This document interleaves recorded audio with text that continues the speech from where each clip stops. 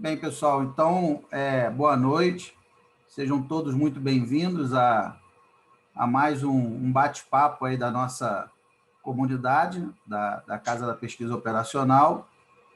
E, de antemão, gostaria de agradecer a presença do engenheiro Pablo, que está aí nos prestigiando, né? Veio trazer um conteúdo interessante, né? E dentro da ideia da modelagem matemática para apoiar a tomada de decisão, né? Como eu sempre falo, já estou cansado de falar, né? Sempre bato nessa tecla. A PO não é um bicho de 7 cabeças, não é nada do outro mundo, pelo contrário, a PO está aí para nos ajudar, né? E ela pode ser, e ela é totalmente multidisciplinar, ela pode ser utilizada nos mais diversos contextos, né? Eu sempre mostro também aquele trecho do livro do Philip Morse, né, Methods of Operational Research, que foi o primeiro livro, né, que se tem notícia de PO, onde ele diz que a PO ela não é um ramo da ciência específica de matemáticos, de engenheiros, de estatísticos, não é isso. Ela pode ser utilizada por biólogos, nutricionistas, psicólogos, né? Eu sempre falo, a PO é para todo mundo. Inclusive, eu sempre comento também, né, que na minha turma de mestrado, quando eu fiz o mestrado em PO na COP, uma das minhas colegas de turma era uma psicóloga, né? Doutora, como é que era o nome dela, hein? Não é Sandra, não, outro nome. Esqueci, vou lembrar o nome dela. Não sei o que, Estelita Lins. Eu sempre lembro o nome dela, mas agora eu esqueci. E no meu doutorado, agora eu vou participar de uma banca agora de doutorado, lá da Universidade Federal Fluminense, onde nós temos uma pedagoga concluindo o doutorado em PO. Né? Então, não tem nada demais, isso não me causa nenhum espanto, porque é isso mesmo, a PO é para todo mundo, embora utilize algumas ferramentas matemáticas, mas não vejo nada demais, é isso mesmo, é assim que tem que ser, né? A PO totalmente multidisciplinar, seja no ambiente de defesa, né? Seja no ambiente de defesa, seja no ambiente educacional, seja pela polícia, seja por hospitais, enfim, né? E é assim que tem que ser. Então, eu vou passar só algumas informações, alguns aqui já conhecem o trabalho que nós esse trabalho, né, de divulgação, de conscientização, muitos já conhecem, mas nós temos aqui alguns convidados novos, né? Muitos eu já conheço, Natália, Lucas, o João Ataíde, o professor Baldini, né?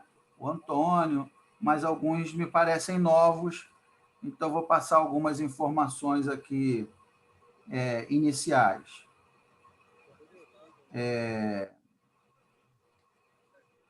Bem, então, como eu estou falando, né, a nossa proposta, o professor Tiago, muito acertadamente, identificou uma lacuna, né, uma demanda das pessoas, né, de quererem aprender esses métodos para tomar melhores decisões, só que as pessoas acreditam que essas técnicas são um bicho de 7 cabeças, são impossíveis de serem entendidas, impossíveis de serem aplicadas. Então, eu fiz algumas lives no canal dele, no StatDados, né? Ele falou, poxa, né? Professor, o senhor aborda de uma maneira tão leve, tão suave, fica tão fácil de entender, por que a gente não oferece um conteúdo para esse público que, na verdade... Foi repercussão geral, né? Repercussão geral. Todo mundo falou que a didática do professor Marcos Santos é muito boa, né? E isso está facilitando muito eles entenderem os métodos, né? Tiveram pessoas de grupos de pesquisa de grafos, né? Que achavam o grafo o fim do mundo. O professor Marcos Santos acabou com essa ideia, né? de que grafo é super complexo, né? E trouxe de uma linguagem muito mais simples, né? Ali acessível a todo mundo, né? E a gente acabou fazendo até um curso que foi um sucesso, né? No caso da pesquisa operacional de grafos. Então, acho que a ideia é sempre essa, né? Eventualmente, pode até ter um ou outro assunto que seja um pouco mais complexo, um pouco mais difícil. Isso é normal em qualquer área de conhecimento. Perfeito. Mas o grande X da questão é você identificar que aquela ferramenta, que aquele método é capaz de resolver um problema real que vai facilitar a sua vida, né? Você não quer aprender um método difícil quando você não vê utilidade nenhuma nele. Para que eu vou ficar, né, aqui quebrando a minha cabeça para aprender um método que não vai me servir para nada? Então, as pessoas não querem.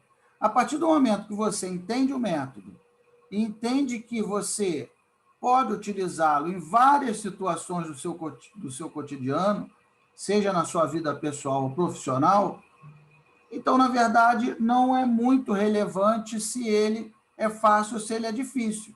O que importa, na verdade, é se o método é útil, né? Eu acho que é essa que é a grande abordagem, né? Então, fundamos aí a Casa da Pesquisa Operacional, temos um site, que é esse que está aí nesse slide, www.casadapesquisaoperacional.com, e lá nós temos uma série de... Lá é como se fosse um hub, né? Tudo que é importante da casa, a gente coloca lá. Quais são os cursos, quais são as lives, tudo está lá. Quais são os parceiros que dão desconto, está tudo lá. Tá? Boa. Vou botar aqui o link para o pessoal. Bota aí o link aí. E aí, esse é o nosso site, ó, né? Então, tem lá cursos, quais são os cursos que a gente oferece.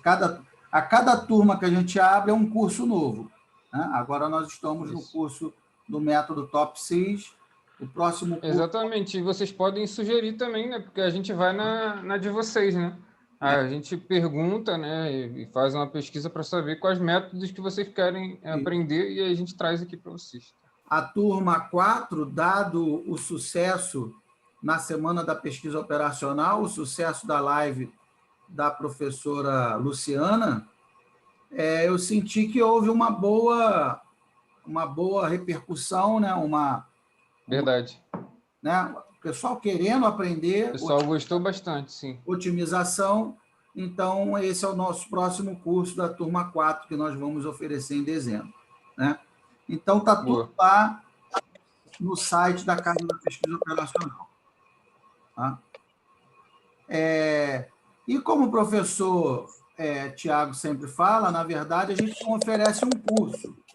A ideia não é oferecer um curso. A ideia é oferecer um ecossistema de aprendizagem, né?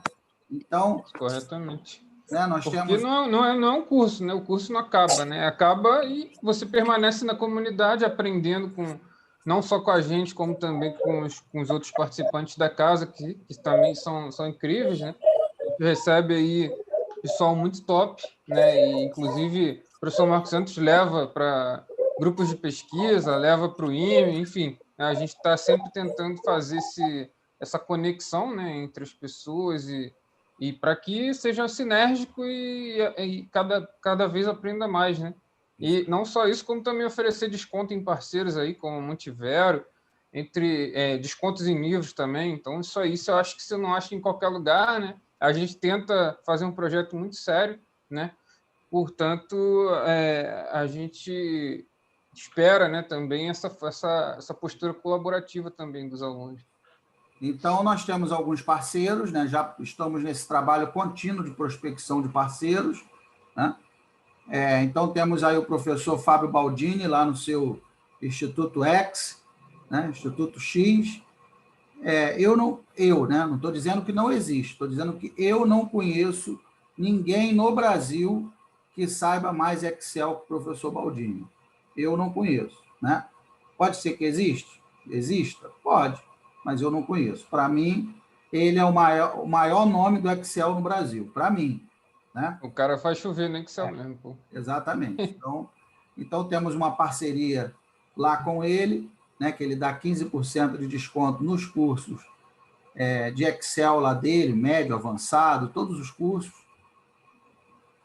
Temos aí também um convênio com o Grupo GEM, né, onde os integrantes da comunidade da Casa da Pesquisa Operacional têm 30% de desconto, né, na aquisição de livros na área de exatas.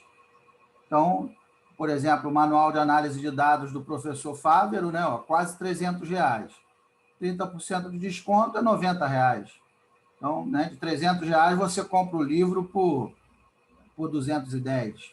Né? Então, é um bom desconto. Fora que tem outros também, né? Tem o Montgomery, né? Autor renomado aí também de estatística, na área de controle estatístico de qualidade, e diversos outros livros aí, muito bons também. E aí, temos aí 30% de desconto também nos cursos da Montivero, exceto os que utilizam o Stata, né? Aí é 15% do Stata. E também tem cursos na Montivero que custam R$2.000. Então, se você pegar aí 30% de desconto, R$600 de desconto num curso. Então, é um bom desconto também. Fizemos uma parceria lá com o professor Fávero, que nos proporcionou, né, essa oportunidade. Né? Bem, e aí nós temos também um canal no YouTube, onde todos esses... Só destacando aqui para o pessoal também, que a gente recebe vagas exclusivas, né? Recentemente a gente está tentando fechar uma parceria com a Stones, né? Isso. Eles vão mandar vagas exclusivas para a gente vai treinar os funcionários deles também. Aí. E entre outras empresas também que entram em contato com a gente para mandar vagas exclusivas. Então a gente tem uma aba lá no Discord, né? Que é tipo um Slack, né? Onde você consegue armazenar todo esse conteúdo que foi falado tanto na comunidade quanto material do curso e os tópicos, né, de vagas exclusivas, enfim, tudo isso facilmente acessável lá na plataforma também. Isso. Nós temos também um canal no YouTube, onde todas essas lives que nós realizamos semanalmente são colocadas lá. Então, se você... Gratuitamente para todo mundo assistir, qualquer momento, chega lá e assiste, tá tudo lá. Então, se você perder uma parte, não puder assistir tudo, não tem problema. Essa que a gente falou da professora Luciana, que o pessoal gostou pra caramba, em Python, tá lá também. Isso. Então, temos lá o nosso canal. Então, para ajudar a gente, eu peço que quem puder se inscreva lá no nosso canal, né? E lá você vai ter acesso a um rico material aí de modelagem matemática e tomada de decisão, modelagem com R, tá tudo lá, tá? Boa. Teve também o Knapp Stack Problem, né? O problema da mochila também com o Cloud, né? Mestre Cloud também foi sensacional. Isso aí. Tá tudo lá. Mandei o link aí para vocês do YouTube também. Essa aí foi a nossa segunda turma, que o professor Tiago falou, da turma de grafos, né? Foi uma turma sensacional, teve uma repercussão excelente, mais de 60 alunos, então foi muito bacana, né? Vários depoimentos. Ao vivo com a gente. Vários depoimentos em vídeo, em texto. Então, porque grafos realmente é um assunto que, se você for se debruçar sobre a teoria dos grafos, né, num livro, num paper, realmente não é um assunto muito, como é que eu vou dizer assim, muito convidativo. Sai traumatizado, né, mestre? Abrir o livro e sai traumatizado. Então, a gente... Dá um pouco aqui, cara. O cara tá botando a parada lá. Tá forte pra cacete. E a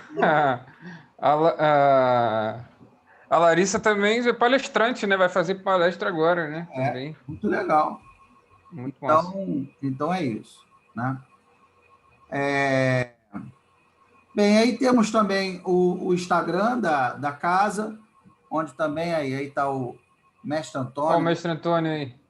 Fez uma live sensacional explicando como é que em 3 meses, participando dos nossos grupos, ele conseguiu publicar 2 artigos nacionais e um artigo internacional, né, participando dos nossos grupos, dos nossos debates. E a ideia é essa, né? A ideia é que realmente nós consigamos instrumentalizá-los para cada um seguir o caminho que quiser seguir. Eu quero ir para o mercado. Beleza, vai para o mercado e utiliza os métodos. Ah, eu quero seguir a carreira acadêmica. Beleza, vai lá, escreve seu artigo, né? Então, a ideia aplica na sua dissertação, aplica na sua tese. PO é para todo mundo. PO não é para, né, só para academia, ou só para mercado, só para multinacional, não. PO é para todo mundo. E aí nós temos também um grupo no WhatsApp, para quem tirar dúvidas, vou ter ali dúvidas, curso, CPO. Então, quem tiver alguma dúvida sobre, eu vou mandar esse link também, quem quiser entrar no grupo, né? Quer saber qual é o próximo curso, quando vai começar, né? Tiver alguma dúvida, qual é a live da semana, pode mandar também por esse grupo, né? Boa. Vou mandar para vocês também esse link aí para quem quiser fazer parte desse grupo. A gente manda material para lá também, livro. Esse é do Telegram, né? Não, esse é do WhatsApp. WhatsApp você tem? Telegram também. Dúvidas por CPO. Ah, tá. Dúvidas, curso, CPO. Não, beleza. Eu vou mandar do Telegram aqui também, Manda pessoal. do Telegram também o link, quem quiser pode entrar. Do Telegram é bom que a gente pode mandar um vídeo maior, né? Ele suporta, né? O WhatsApp não suporta. Sim. Então, esse é o link. E aí, o que acontece? A participação da comunidade ela não é em fluxo contínuo. Não é possível entrar quando você quer. Ele abre periodicamente. Então, nós abrimos durante uma semana, fechamos por um período, às vezes varia, 1 ou 2 meses. Isso depende do tempo que a gente vai levar para se preparar, para montar o próximo curso, né? Para tirar as dúvidas, para montar o material. Então, porque isso tudo parece simples, né? Montar live, montar semana da Porra, dá um trabalho do caramba. mas isso tudo dá muito trabalho, né? Montar aula. E esse é um dos motivos que você não vê um curso dessa natureza, um ecossistema, né, dessa natureza por aí, porque é realmente algo para se dedicar de corpo e alma, né? O pessoal não quer. Olha aí o comandante Rademacher, caramba. Diretamente de Brasília, lá do Ministério da Defesa. Aí. Caramba, que honra, hein? Boa noite. Pablo, não me mata de vergonha, Pablo. Atenção. Agora o sarrafo tá lá em cima, hein, Pablão? Pablão, Atenção, sarrafo tá lá em cima agora, hein? Não arrasta a cara da Medina, hein, Pablo? Boa.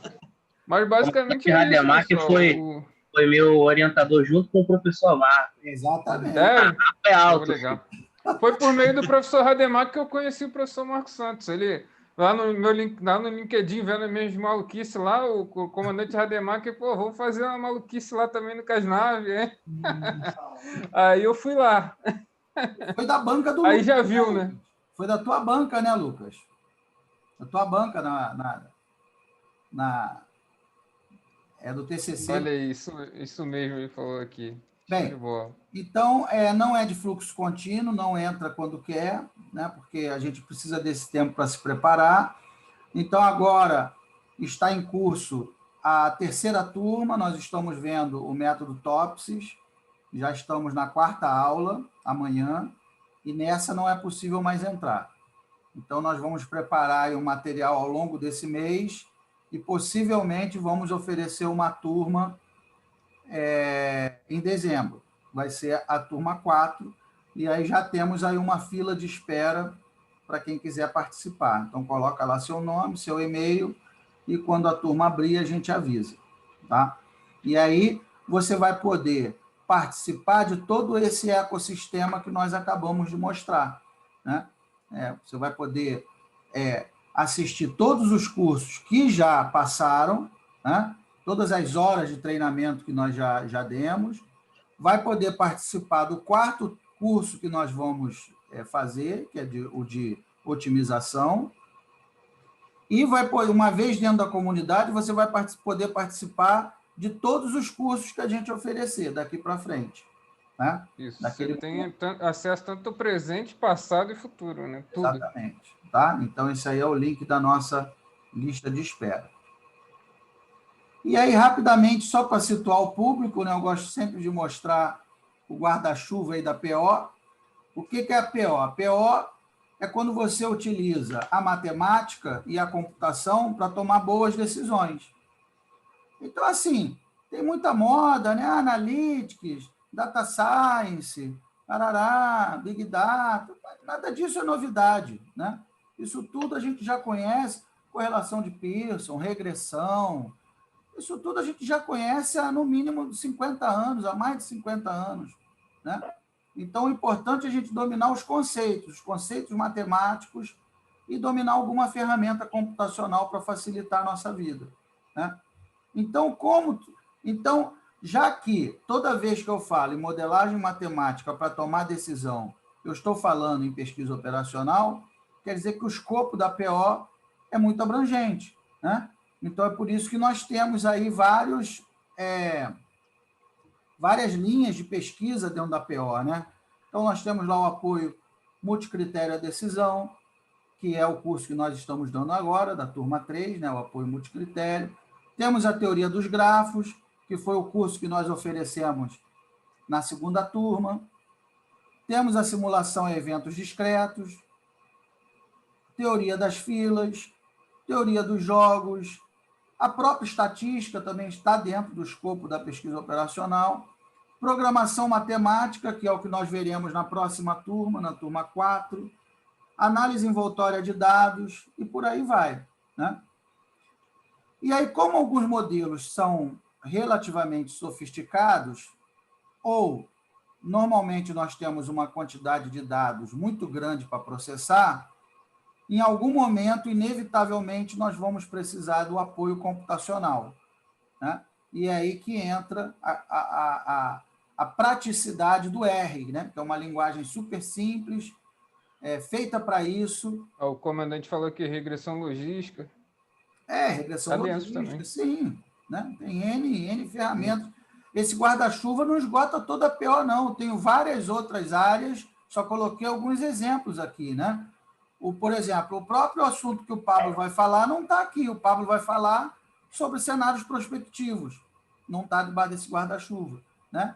E nós temos outras áreas que não estão, redes neurais artificiais, isso tudo faz parte da PO, né? Bem, então é isso. Então, não vou me estender mais, porque senão não paro de falar. Vamos deixar o Pablo falar, que o Pablo que é a grande estrela da noite hoje, né? Então, tá tudo pronto aí, Pablo? Boa. Tudo certinho, mestre. Então, opa. Mete bronca aí, Pavão. Bem, galera, antes de mais nada, eu queria agradecer a presença de todo mundo.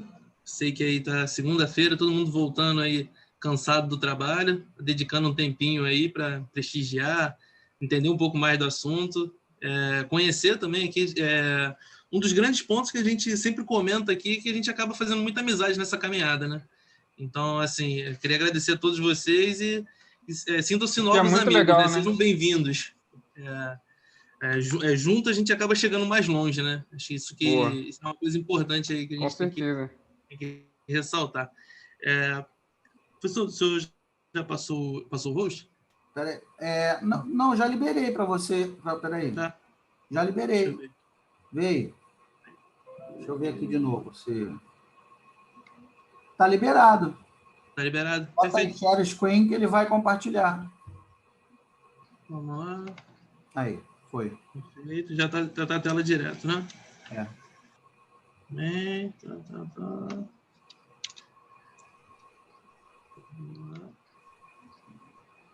Estão vendo só o slide? Estão vendo mais o Zoom? Acho que eu compartilhei Deixa eu compartilhar só o Zoom para vocês. Compartilhou, pô. Tava certo. Direitinho? Certinho? Tá certo aí. Isso aí. Beleza. Só falta maximizar agora. Agora foi. Beleza, agora foi. Bem, galera, mais uma vez agradecendo também ao professor Marcos, ao professor Thiago aí pela oportunidade.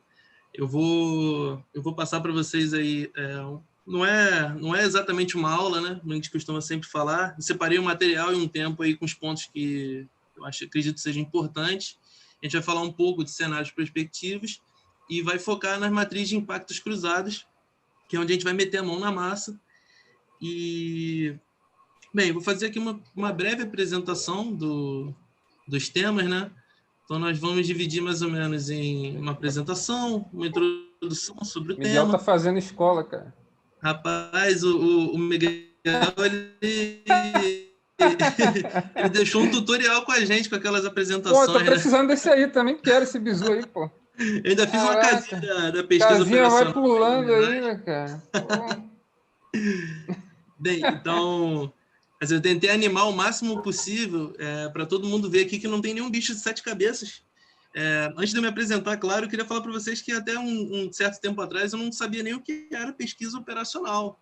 Então, você vai desmistificando e não, você tem um problema e você está buscando uma solução, né? Então, você começa a procura daqui, procura de lá, e aí quando você se depara com algumas fórmulas no livro, né, você realmente tem vontade de correr.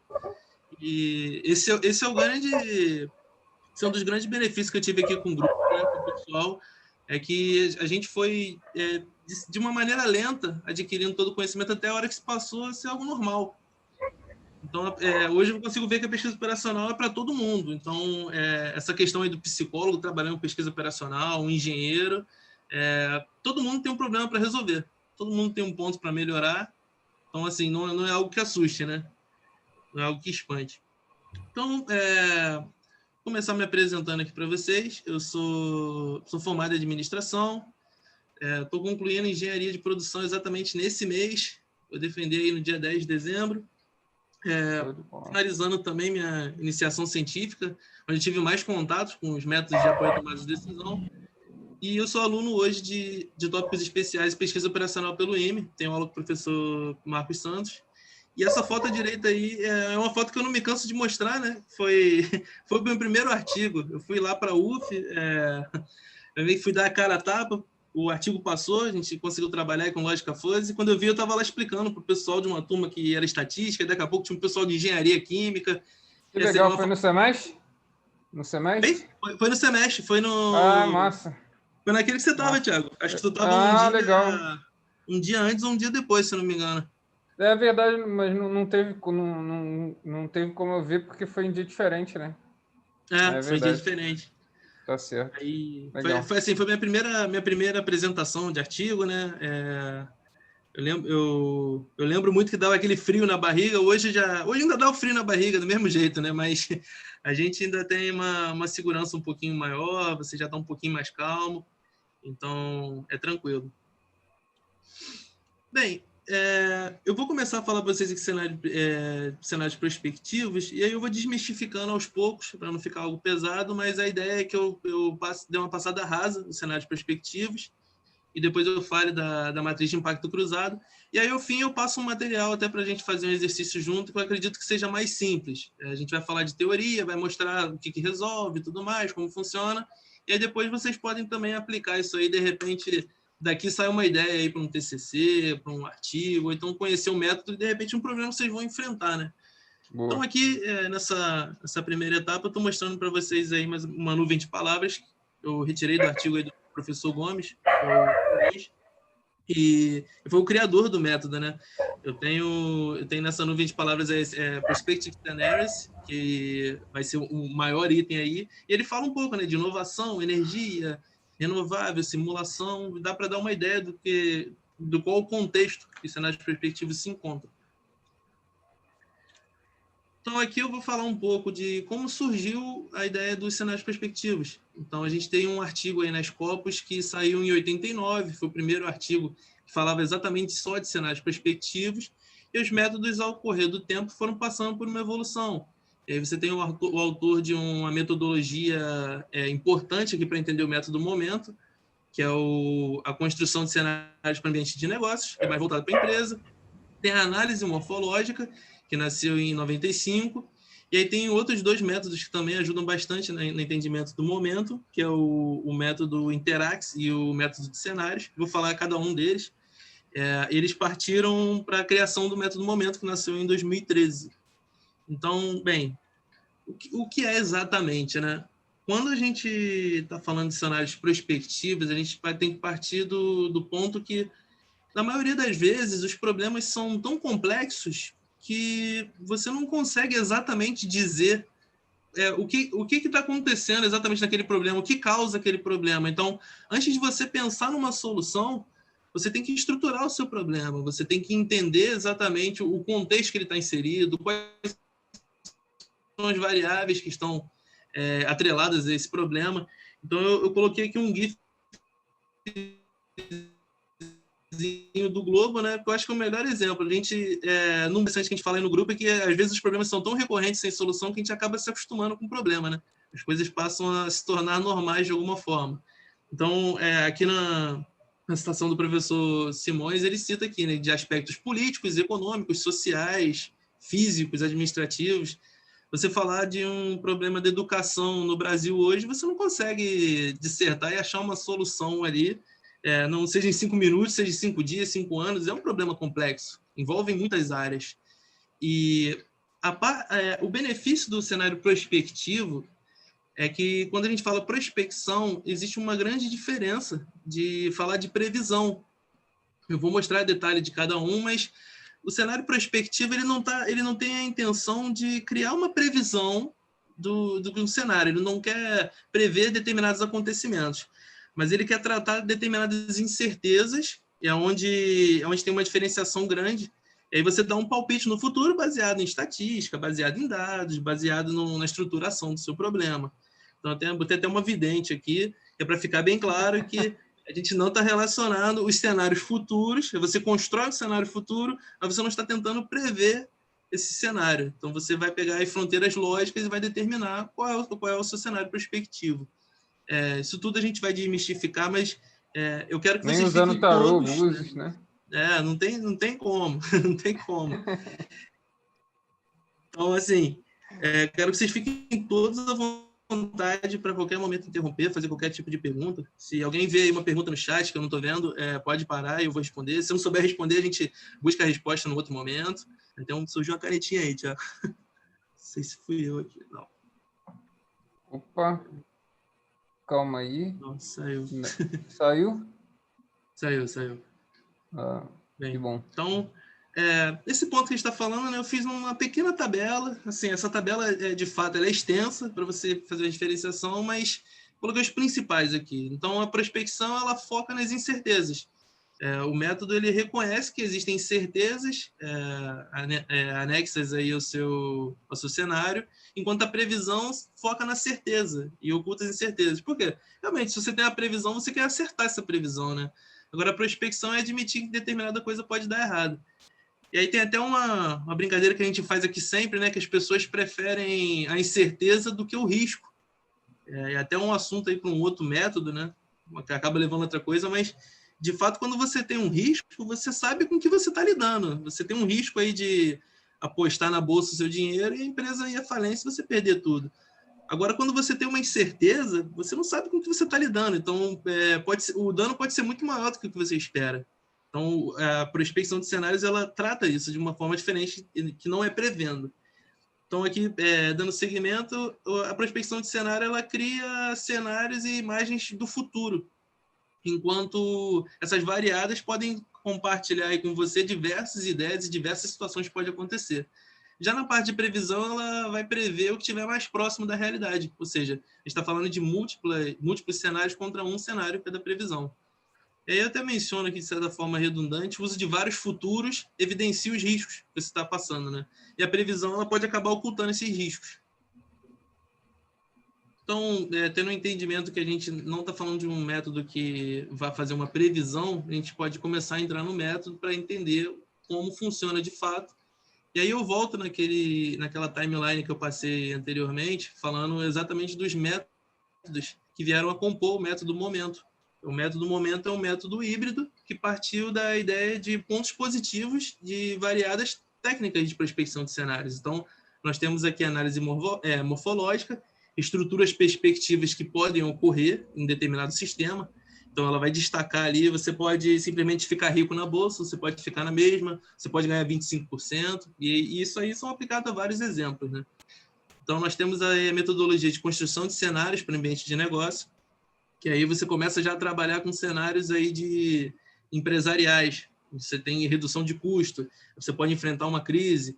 Então, por exemplo, uma construção de cenários de ambiente de negócio hoje, você estaria falando, e se o coronavírus acabar, se a vacina funcionar, se o tratamento for efetivo, se ele for tratamento efetivo em 50%, essas coisas são consideradas e são mensuradas, né? As vantagens competitivas ali dentro com relação a esses cenários, elas são mensuradas nesse ponto. O método de cenários ele já trabalha com uma estruturação e definição do problema. Ele vai desmistificar e vai definir aquele problema, vai analisar, ele vai olhar no passado o que tem acontecido. Então, vamos dar um exemplo. A gente pegar um problema exatamente hoje é para você trabalhar com fluxo cambial. Então, você olha como o dólar era, você tenta fazer análise, fazer prospecções de até onde ele pode chegar. E aí, claro, você vê que ele teve um aumento X, aí você vai olhar para o mercado de câmbio, você começa a ter um entendimento através dessa análise retrospectiva. E aqui tem o último método que compõe o método momento, que é o método Interax, que é baseado no estudo de indicadores e da probabilidade de distribuição disso. Ou seja, bem, vamos ver quantos eventos nós tivemos positivos, ruins ou medianos e qual a chance disso voltar a acontecer. Ele se complementa bem com o método de cenários. Então, a gente vai ver isso junto, porque no método momento, que é o método híbrido, ele vai fazer uso dessas vantagens. Então, todos esses métodos que eu falei aqui, toda essa teoria, ela vai se consolidar no método momento. Então, o método momento, sem muita filosofia, ele consiste na participação de 8 etapas. E essas etapas podem aumentar ou diminuir devido à flexibilidade do método.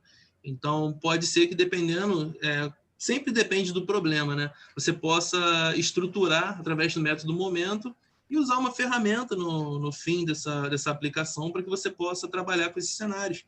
Então, como foi falado aí no guarda-chuva da PO, você pode estar usando uma análise evolutória de dados, você pode estar trabalhando com teoria das filas. O importante é você resolver o problema e aí você vai desmistificando, você vai abrindo esse horizonte, né? A gente brinca que é como se fosse o pica-pau, né? Ele abre uma porta, aí você abre tem 10, né? Pô, agora tem mais 10. Você abre essas 10, uma dessas 10 tem mais 10. E por aí você vai chegando na solução do seu problema. Então, entre essas 8 etapas, nós temos aqui a visão do sistema, a visão geral do sistema. Eu vou dar um exemplo de cada um deles, aplicado à minha pesquisa, que é do TCC, que é a mineração urbana, que nada mais é do que a ideia de reaproveitar o lixo eletrônico que está sendo despejado na natureza e, de certa forma, tirar valor disso, né? Então, você tem um celular onde você tem 2% de ouro. Você não conhece uma pessoa que jogue ouro no lixo, mas ela, sem saber, ela está jogando cobre, alumínio, prata, quando ela se desfaz de um celular, de certa forma, e a gente não tem esse reaproveitamento.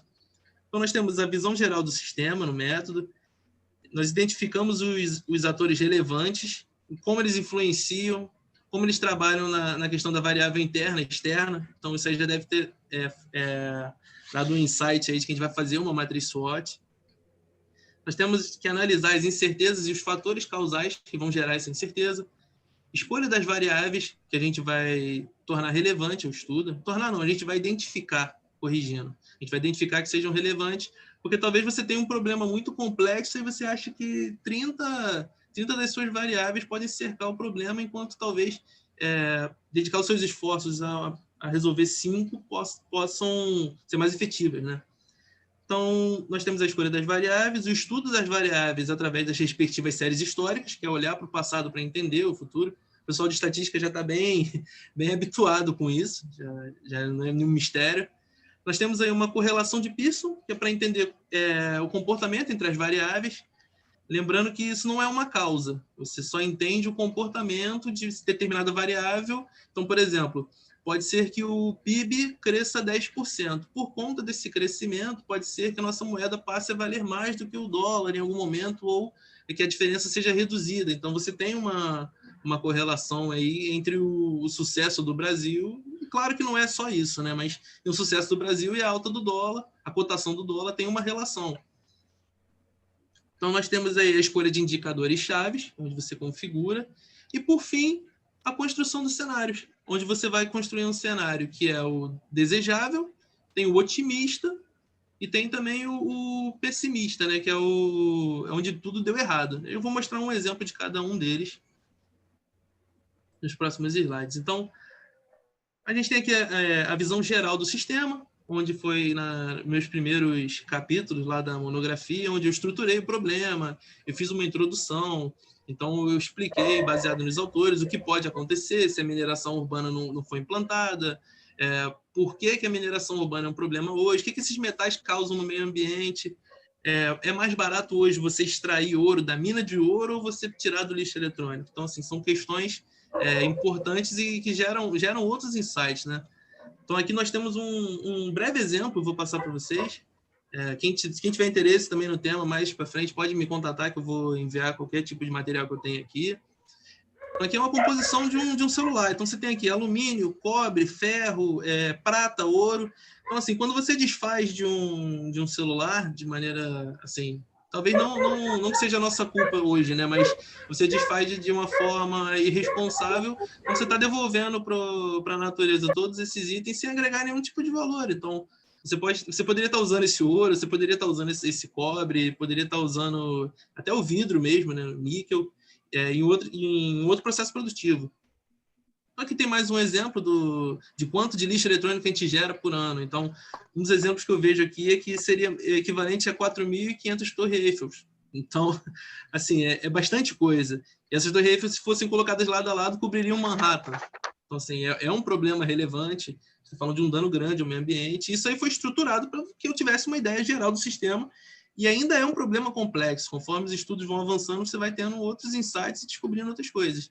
Então, aqui é mais ou menos uma previsão estatística de que em 2018 nós tivemos 50 milhões de toneladas de lixo eletrônico e espera-se que em 2050 a gente tenha 120 milhões de toneladas se nada for feito. Então, você tem uma ideia aí que aí dentro dessa margem vermelha aí você vê o lixo eletrônico está no nosso dia a dia, através de ar-condicionado, micro-ondas, tem termômetro, aspirador de pó. Então, tudo isso está sendo jogado no lixo e a gente não está reaproveitando esse material. Então, partindo de cada problema, você tem uma visão geral do mesmo, e aí você começa a mapear o que pode acontecer com relação às variáveis externas e internas. E aí, aqui no meu trabalho, eu tive que aplicar uma matriz SWOT, onde eu tive que levantar quais são as nossas forças e fraquezas, na nossa parte interna, né? O que dá para fazer aqui? Vamos dar um exemplo da mineração urbana em território nacional, né? O que eu posso fazer? Ela vai gerar negócios com uma força, vai reduzir riscos ambientais. E aí também tem problemas que a gente tem modais logísticos de alto custo hoje no Brasil. Para mandar determinado material, você não conta com a malha ferroviária disposta como poderia, né? A gente tem aí uma extensão continental e o país ainda continua fazendo outros tipos de modais, por N razões, que são outros problemas. E aí você tem vários problemas para poder implantar em cenário nacional, né? Então, você tem um processo complexo para extrair os componentes, falta mão de obra, é custoso ainda. E agora, com parte externa, né, você tem outras oportunidades. O mundo precisa de componentes metálicos. Então, você conseguindo romper essa barreira e conseguindo minerar esse lixo eletrônico, você tem uma oportunidade de trabalhar para o exterior, de gerar riqueza. Então, aí tem leis e normas ambientais favoráveis, todo mundo está começando a se preocupar cada vez mais, conforme avança a ciência, com o meio ambiente. Esse também ameaças externas, que precisa-se hoje de incentivo em pesquisa e inovação para poder falar de mineração urbana. Não é um tema comum. Nós temos hoje uma pesquisadora que é referência no Brasil, que é a Lucilena Xavier, e aí é difícil você procurar material em outros lugares, e aí você tem uma referência, você começa a se aprofundar e ver que no cenário exterior você tem mais oportunidades, você vê que o estudo já está um pouco mais avançado do que em terreno brasileiro. E aqui eu fiz uma análise Pestel no meu trabalho, eu achei interessante colocar aqui, até para falar um pouco da flexibilidade do método, onde ele vai dividir aqui quais são as incertezas e os fatores causais. Então, ele divide aqui entre as suas variáveis na parte política, econômica, social, tecnológica, ambiental e legal. E aí na parte jurídica, né? Aqui é a primeira vez que vocês estão vendo a matriz de impacto cruzado. Não se preocupem, a gente vai falar delas com mais detalhe. Eu vou abrir um Excel para poder explicar passo a passo. Mas a ideia aqui é que você faz uma matriz de impacto cruzado, onde você avalia, por exemplo, uma das minhas variáveis aqui é a cotação do dólar, o quanto ela influencia na Selic, o quanto ela influencia na inflação, no IPI, no consumo de eletrônicos, e também o quanto o consumo de eletrônicos vai influenciar na minha cotação do dólar, quanto a minha inflação vai ser impactante na relação do dólar. E aí você tem uma escala chamada dependência e outra impacto. Dependência como o nome diz, ela já depende de outros fatores, ela acaba sendo mais demandada por outros fatores, e o impacto é quanto ela impacta nesses fatores. A gente vai ver detalhe um a um. À direita aqui você tem um gráfico onde você consegue dividir em quadrante, que é o gráfico de análise de quadrante, onde você vai ver quem é mais impactante vai estar à direita, quem é mais dependente vai estar acima. Então, você consegue dividir quem são os mais importantes. E quem é menos dependente, menos impactante, de certa forma, pode ser descartado da sua pesquisa, né? Esse aqui é um exemplo da matriz de impacto e dependência que eu usei. Não precisa se assustar nesse momento, é um monte de números, essas coisas todas eu vou explicar, mas basicamente eu estou pontuando um somatório por linha para cada uma dessas variáveis e um somatório por coluna. Na minha linha, eu estou medindo o impacto, que é como ele impacta as outras variáveis, e na minha coluna, eu estou medindo quanto ele é dependente das demais variáveis. Então, você tem uma escala aí e, em algum momento, você vai fazer o cálculo para analisar qual delas é o importante e qual deve ser descartado para você poder direcionar os seus esforços para outra parte do estudo. Antes de eu seguir, eu queria saber se alguém tem alguma dúvida, que aí eu estou falando aqui ininterruptamente e, assim, eu gosto de falar, né, gente? Vocês me perdoem, eu acabo falando um pouquinho, né? O comandante Rademacher está rasgando elogio aqui, hein? Ó, meu Deus, que maravilha, trabalho excepcional, estou aprendendo bastante. Gostei como está sendo apresentado, muito lúcido e bem estruturado. Tá bem legal também, estou gostando bastante. Aí, fala aí, comandante. Parabéns. Fala aí, dê o seu parecer. Possibilidade de aplicação. Então, olha, eu vejo aqui uma potencial muito grande,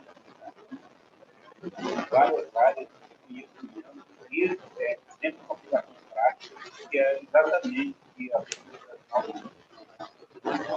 aplicação prática e consistente dos métodos matemáticos.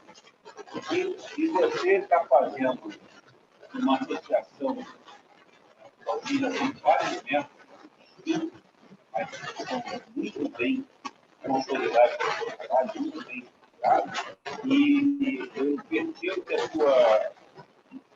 sua estruturação do programa, a estruturação dessas técnicas, permite você usar em vários campos.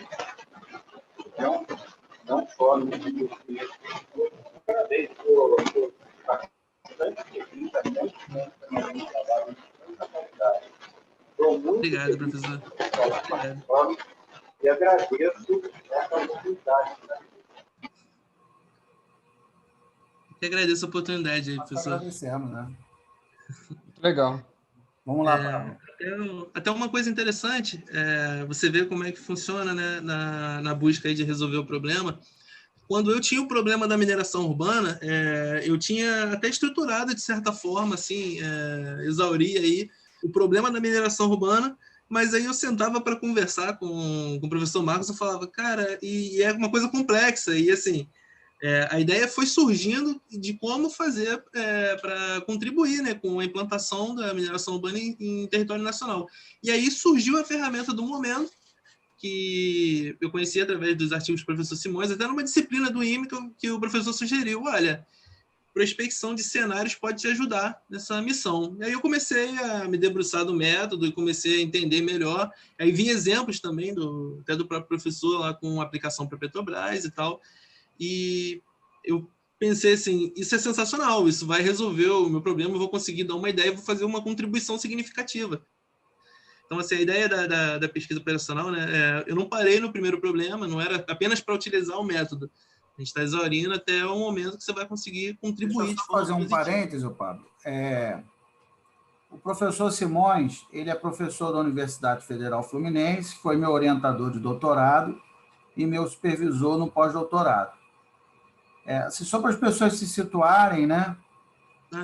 O Pablo está tentando fazer de uma maneira muito enxuta, né, muito rápida, para não ficar cansativo também.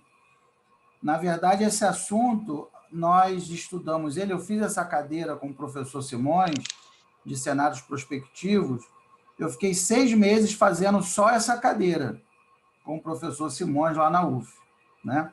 Então, só para vocês terem dimensão do que a gente está tratando, né? Existe uma disciplina que leva um período letivo inteiro só sobre cenários prospectivos, né?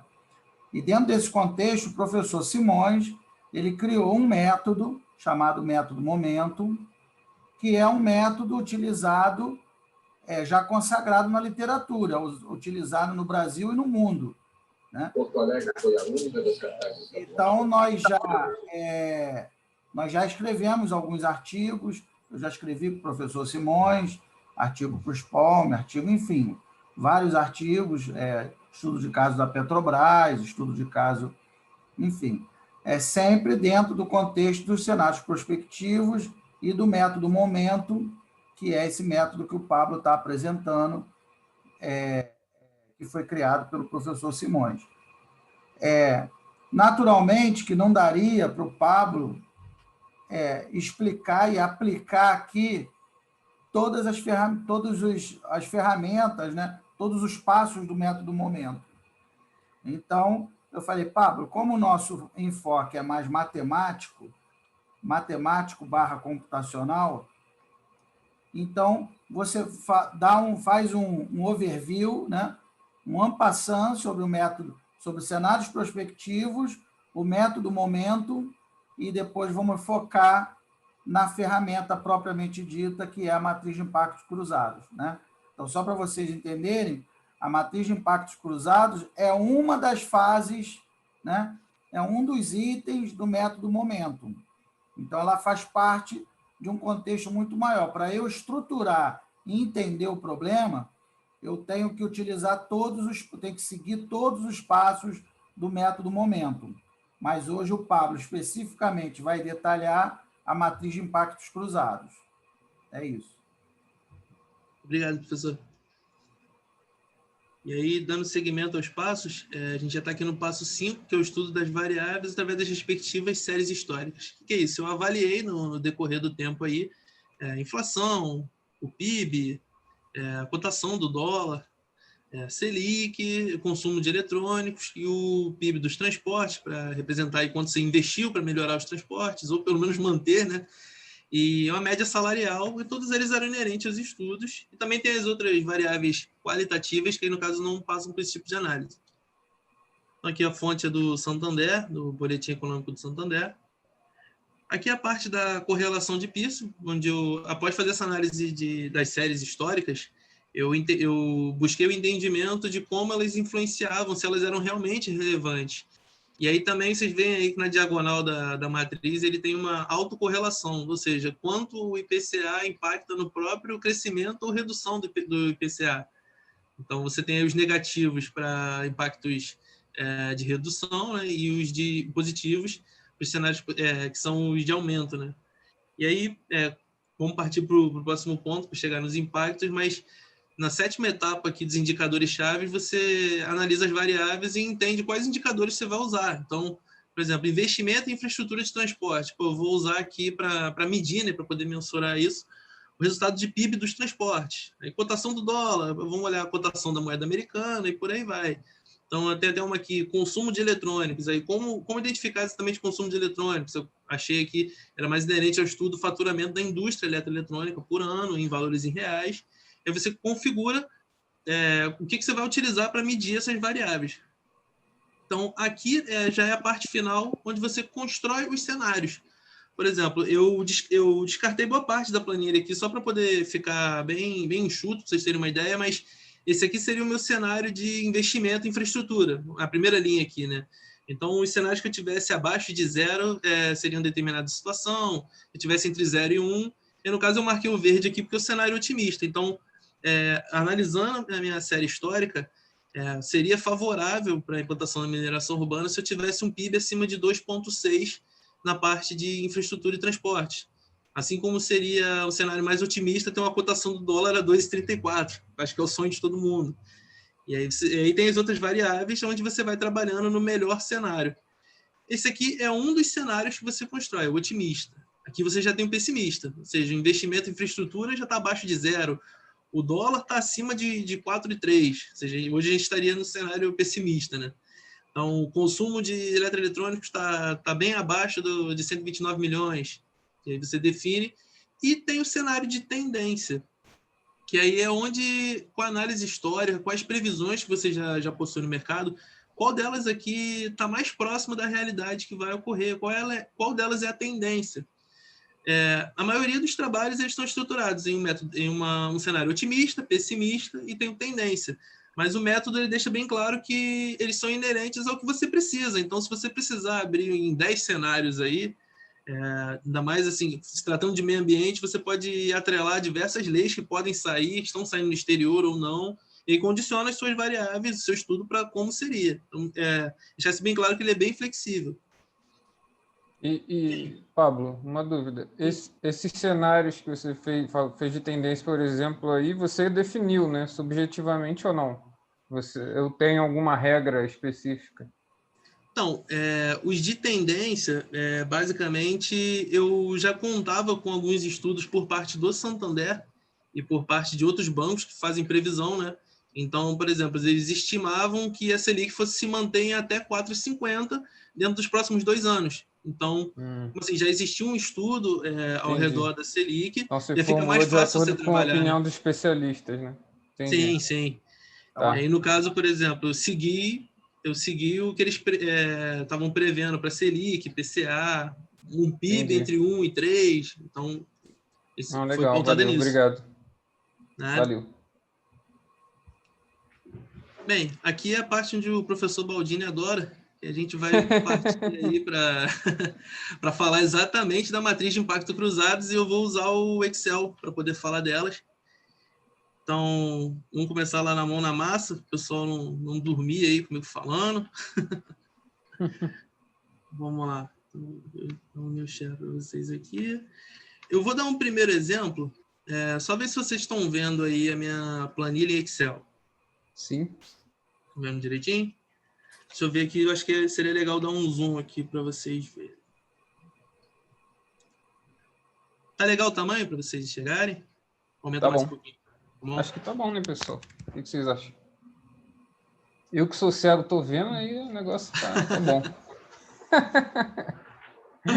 Bem, tranquilo, então, beleza. Então, assim, focando assim, no coração da apresentação, a gente vai falar aqui da construção da matriz de impacto cruzados.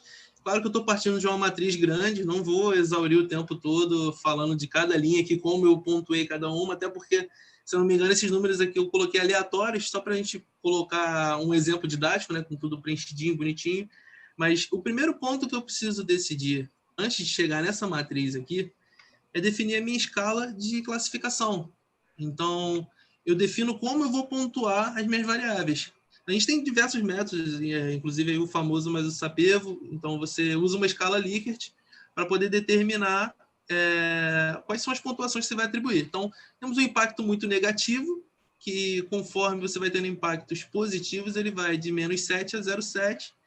Isso aqui você determina, isso aqui é determinado pela pessoa que vai aplicar o método, e aí, claro, depende de cada problema. Eu entendi que uma escala Likert ela resolvia a minha situação, eu apliquei e comecei a trabalhar na matriz de impacto cruzados. Então, agora chegando na matriz de impacto cruzados propriamente dita, você se depara aqui com várias linhas onde elas se repetem exatamente aqui na minha coluna. Como vocês veem aí que na minha primeira linha, com a minha primeira coluna, eu tenho marcado um X, que significa o seguinte: eu não vou comparar aqui o impacto do combate de lixões ao combate a lixões. Só para contextualizar, esses são combate a lixões ilegais. Então, isso aí era inerente ao problema, e aí não existe uma análise que eu vá fazer dele sobre ele mesmo, assim como os demais, e aí você vai seguindo esse X na diagonal. Mas, por exemplo, aqui na primeira linha, você vê que o impacto de combate aos lixões, ele não impacta na capacitação de novos profissionais, ele não tem uma relação com investimento em pesquisa, e aí com os outros índices econômicos.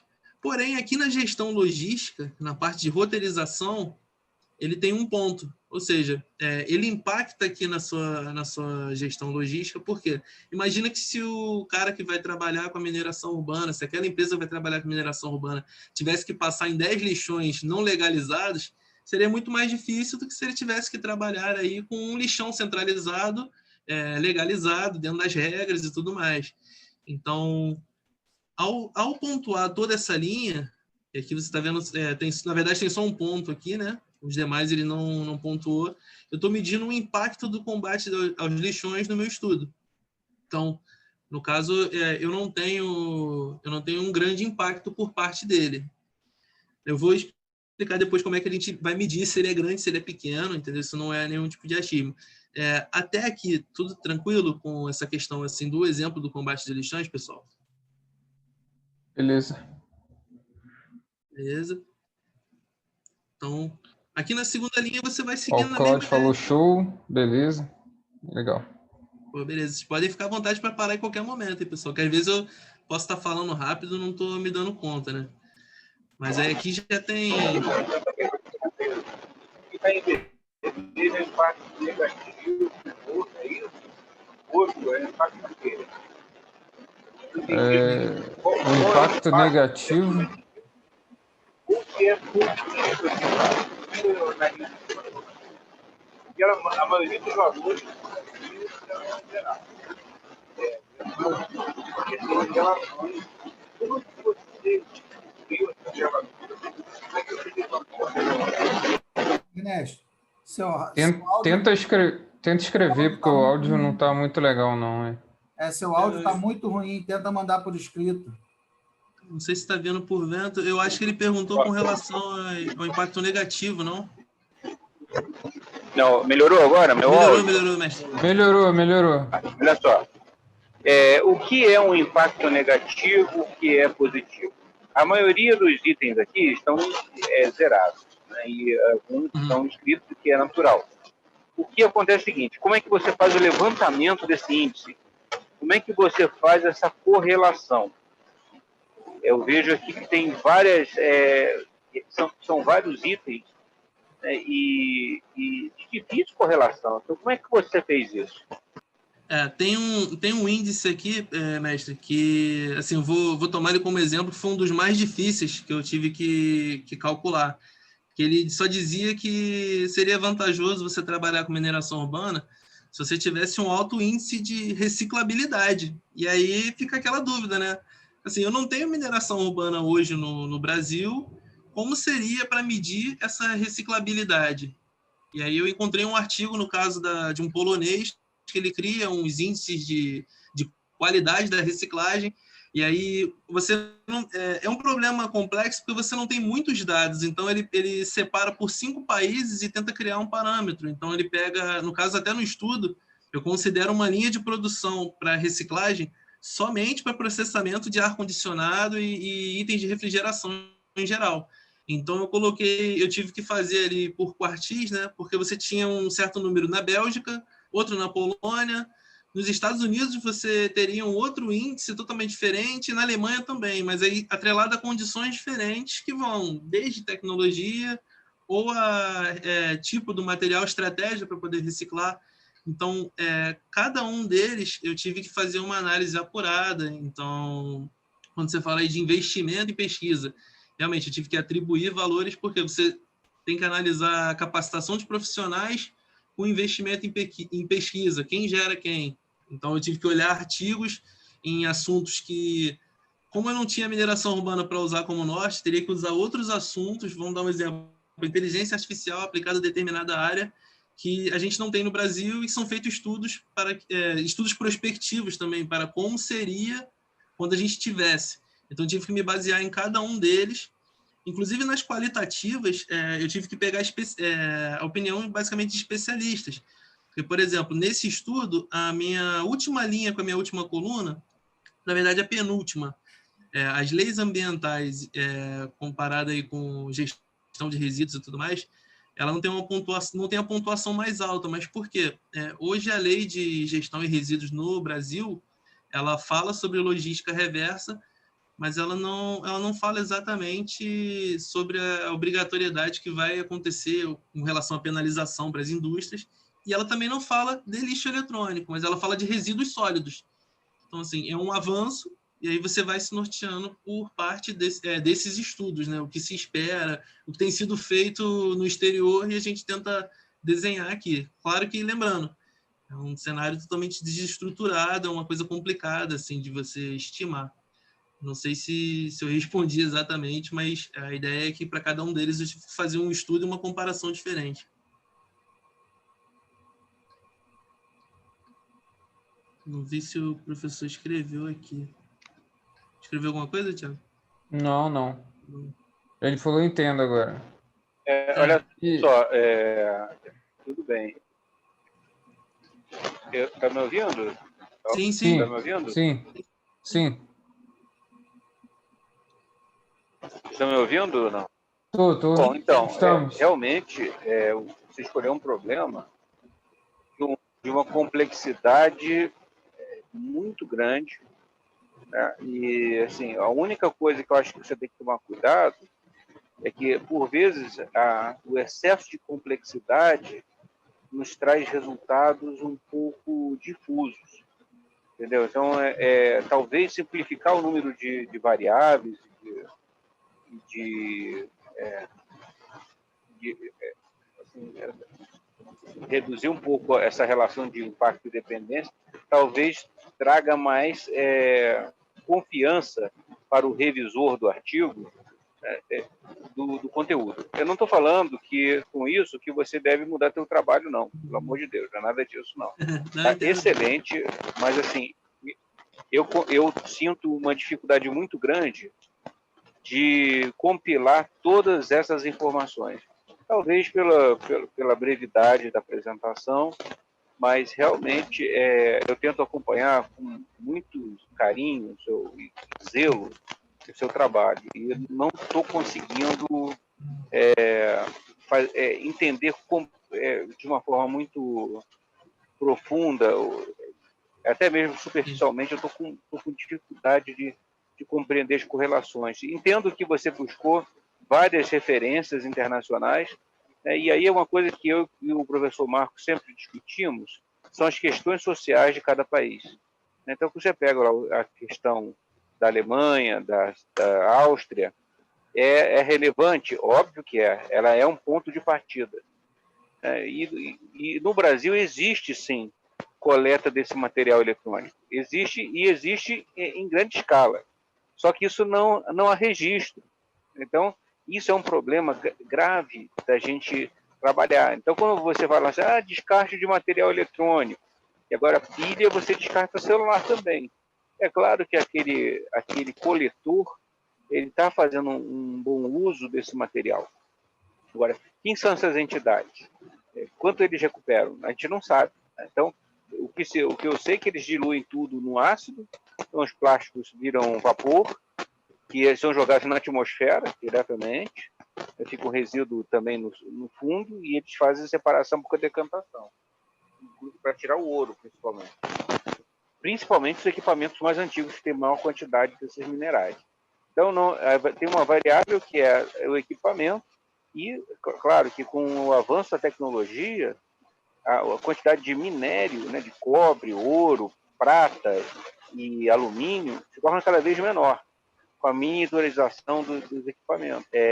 E isso é uma variável relevante. Então, se você pega equipamentos muito antigos, a quantidade de ouro que tem nele é muito maior. Tinha cabos que eram feitos de ouro, tinha componentes de ouro. Hoje não, isso está bem raro.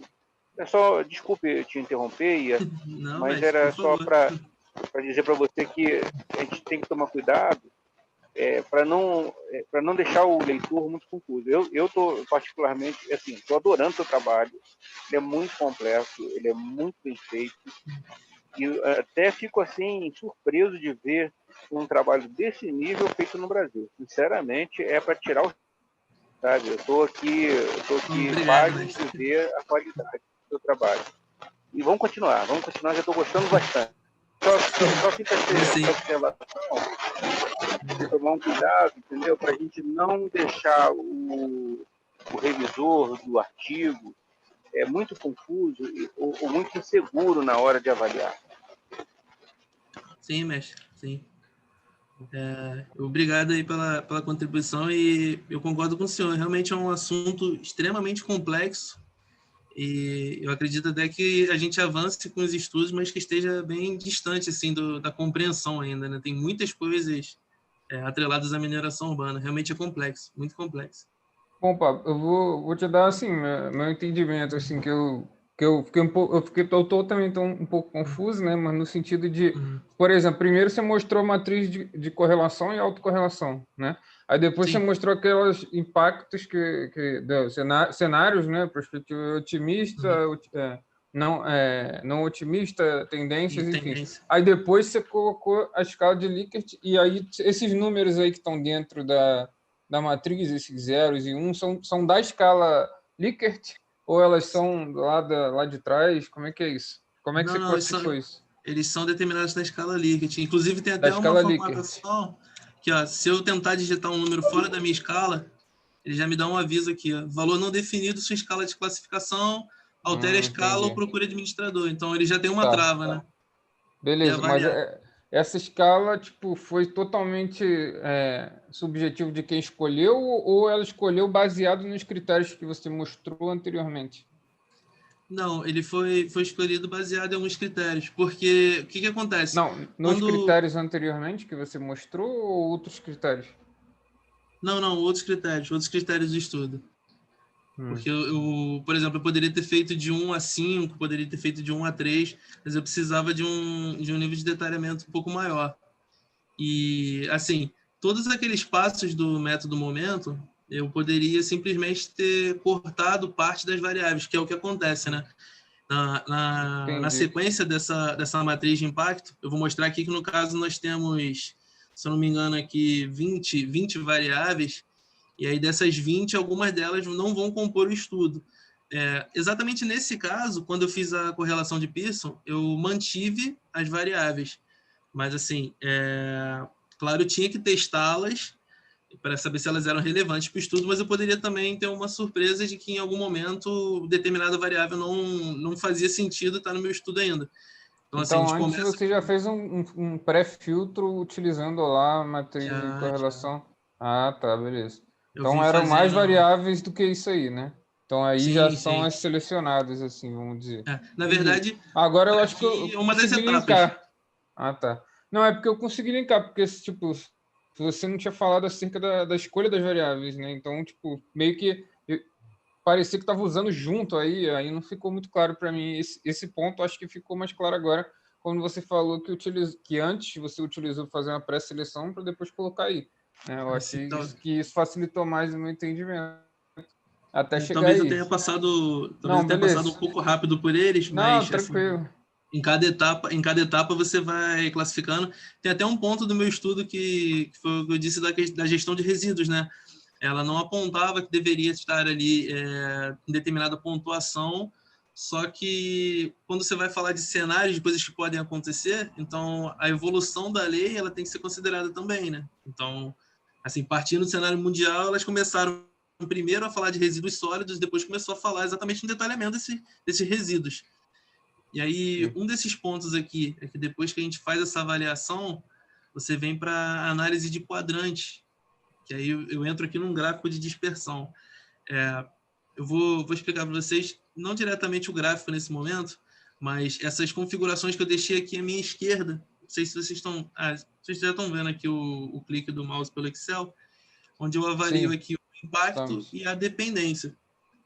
Então, de certa forma, quando você tem uma média de dependência, porque na minha tela está até diferente, mas eu tenho uma média aqui de 8,61, eu já sei aqui que o impacto também é 8,61, porque a soma das linhas vai ser a mesma das somas da coluna. Então, quem está abaixo de 8,61 nos dois casos, significa que eles estão no meu quadrante à esquerda. Então, pensando aqui numa linha aqui nos meus eixos, eu teria exatamente uma aqui cortando no 861 na horizontal e cortando aqui na minha vertical. O que faria que eu destacasse somente as minhas variáveis descartadas, só os caras que estiveram abaixo dessa pontuação. Então, vocês têm aqui que, no meu estudo com essas variáveis, eu descartei o combate aos lixões, como importante, eu descartei também o IPI, o IOF, o ICMS, a gestão logística de roteirização, a gestão de resíduos e a legislação da indústria.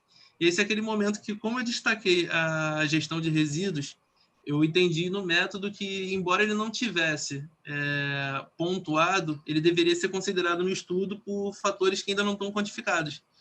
Então, assim, é aquela questão, né? No entendimento do problema, foi claro para mim que, na minha gestão de resíduos, ela haveria uma evolução, haveria uma mudança nessa lei, e ela se tornaria extremamente relevante. Então, eu não poderia abrir mão dela, certo? Então, quando a gente fala aqui das variáveis que vão para o estudo, a gente está falando exatamente dessas daqui. E aí, claro, quando a gente fala de mineração urbana, é muito complexo. Então, por conta disso, eu pensei em a gente fazer exatamente uma análise diferente. De fazer uma análise aqui, mesmo que seja menor, sugerir aqui um 4.4, de um problema que a gente tenha mais familiaridade, que seja simples o entendimento. Então, eu destaquei até na apresentação aqui alguns exemplos,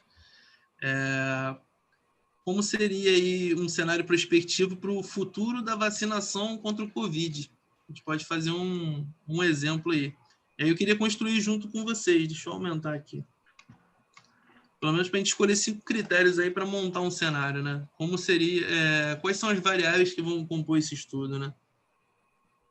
Então, alguém se habilita a falar um critério aí sobre... Bom, então, eu trabalho aqui com isso, higienização e uso de máscara é um, né? O contágio social, quantas pessoas, se você tem contágio social com outras, então se você tem a interação social diária, 1, 2, 3, 5, 10 pessoas, são 2 fatores muito relevantes aqui para a higienização, né? A higiene pessoal. Bem, obrigado, professor. Eu coloquei aqui, então, uma variável, né? Higiene pessoal e contágio aí social, interação social. A gente não está vendo não, tá, o Pablo? Oi? A gente não está vendo. Ah, perdão, peraí. Deixa eu abrir minha tela toda logo. Beleza. Mais fácil. Assim eu não esqueço. É melhor, e foi. Perdão, eu parti de uma nova planilha Excel e aqui eu inseri a sugestão do professor do mestre Rademacher. Então, eu coloquei aqui que a higiene pessoal é extremamente relevante para esse problema. Escolhi aqui 5, mas só por conta do tempo mesmo, para a gente poder trabalhar numa matriz mais tranquila de preencher. Contágio social, e aí, no caso, teríamos mais 3 aqui. Vamos pensar aí no que seria importante para isso. Se alguém se habilita aí uma sugestão?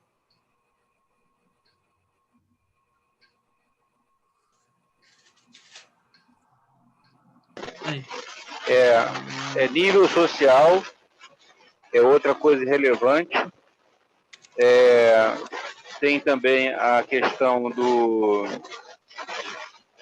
ambiente de trabalho.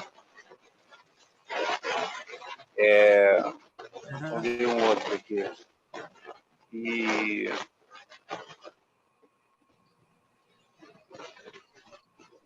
Eu acredito que a temperatura se mostrou relevante no estudo ou não? Teve uma época que estava falando que a temperatura era... Não? A localização. Mas não houve nenhuma evidência científica disso. Né? E eu pode colocar também a produção de vacina.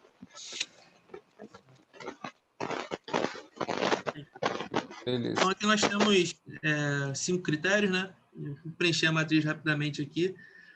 O quanto positivo ou negativo a higiene pessoal impacta no contágio social.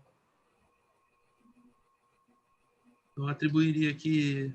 Vamos chutar um número aqui. 7, 6. É de menos 7 a 7? Menos 7 a 7? Então, são 6. números ímpares. Oi? O que você falou? Desculpa. Eu também não ouvi. Não, você falou alguma coisa de ímpar? Não. Eles são números ímpares de acordo com essa escala aqui. Então, eu tenho menos 7, menos 5, menos 3, menos 1. Ah, tá bom. 7, tá, beleza. Tá bom. Com aquela proteção. Acho que o professor Marcos falou uma numeração aí também. Fala aí, mestre. O que é? Não falei nada, não. Não. Ah, sim. Falei nada, não. Bem, Acho que foi João, não foi não? Foi o mestre João. Foi. Fala aí, João. Fala aí. Eu colocaria o máximo, né? Eu também. Beleza. então, assim, a higiene pessoal não impacta exatamente no nível social, mas talvez o nível social impacte, né, na higiene pessoal. Então, aqui, para a gente fechar. É uma questão um Sim. pouco complexa de se abordar, a meu ver. Mas Sim, você tá é certo. complexo. E aí, no caso, higiene pessoal impacta quanto ambiente de trabalho? Vamos preencher aqui os maiores para a gente partir para análise de quadrante. Tem alguém falando no chat aqui.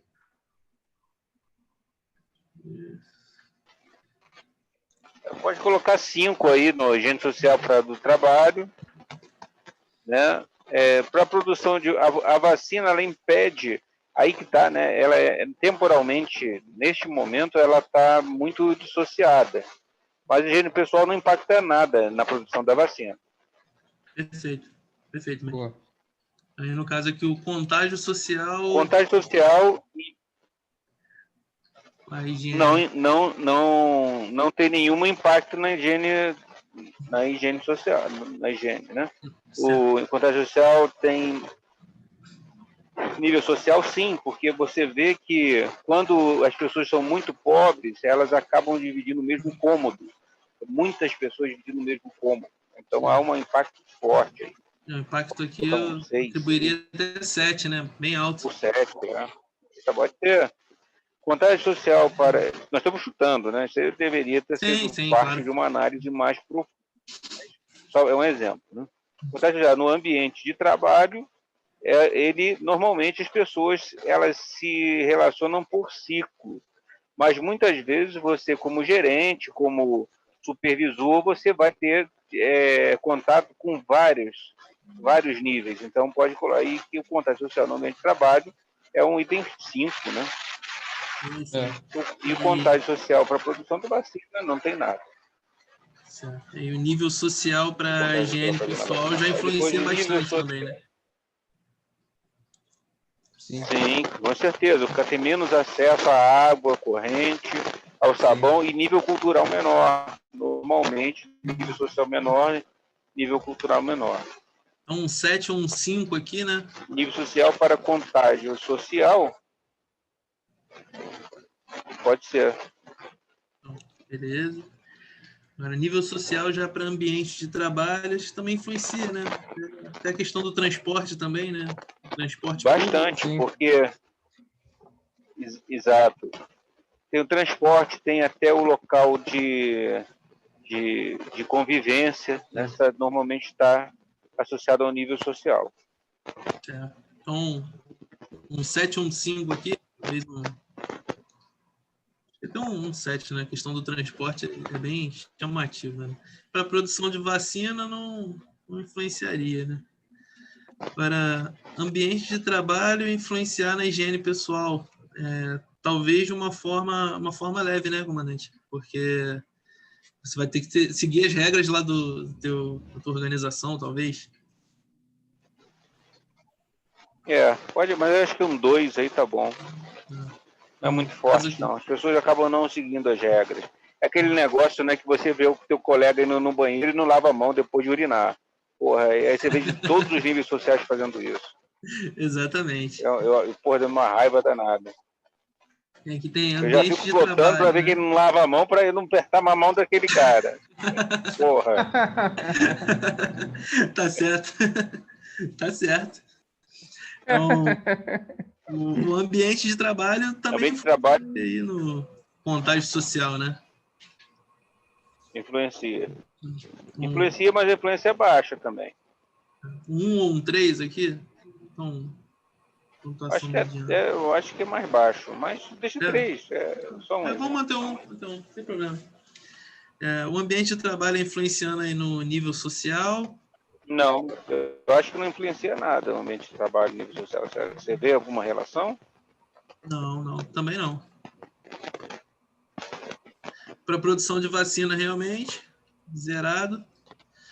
Agora, a produção de vacina influencia na higiene pessoal? Que aí são vários pontos, né? Não.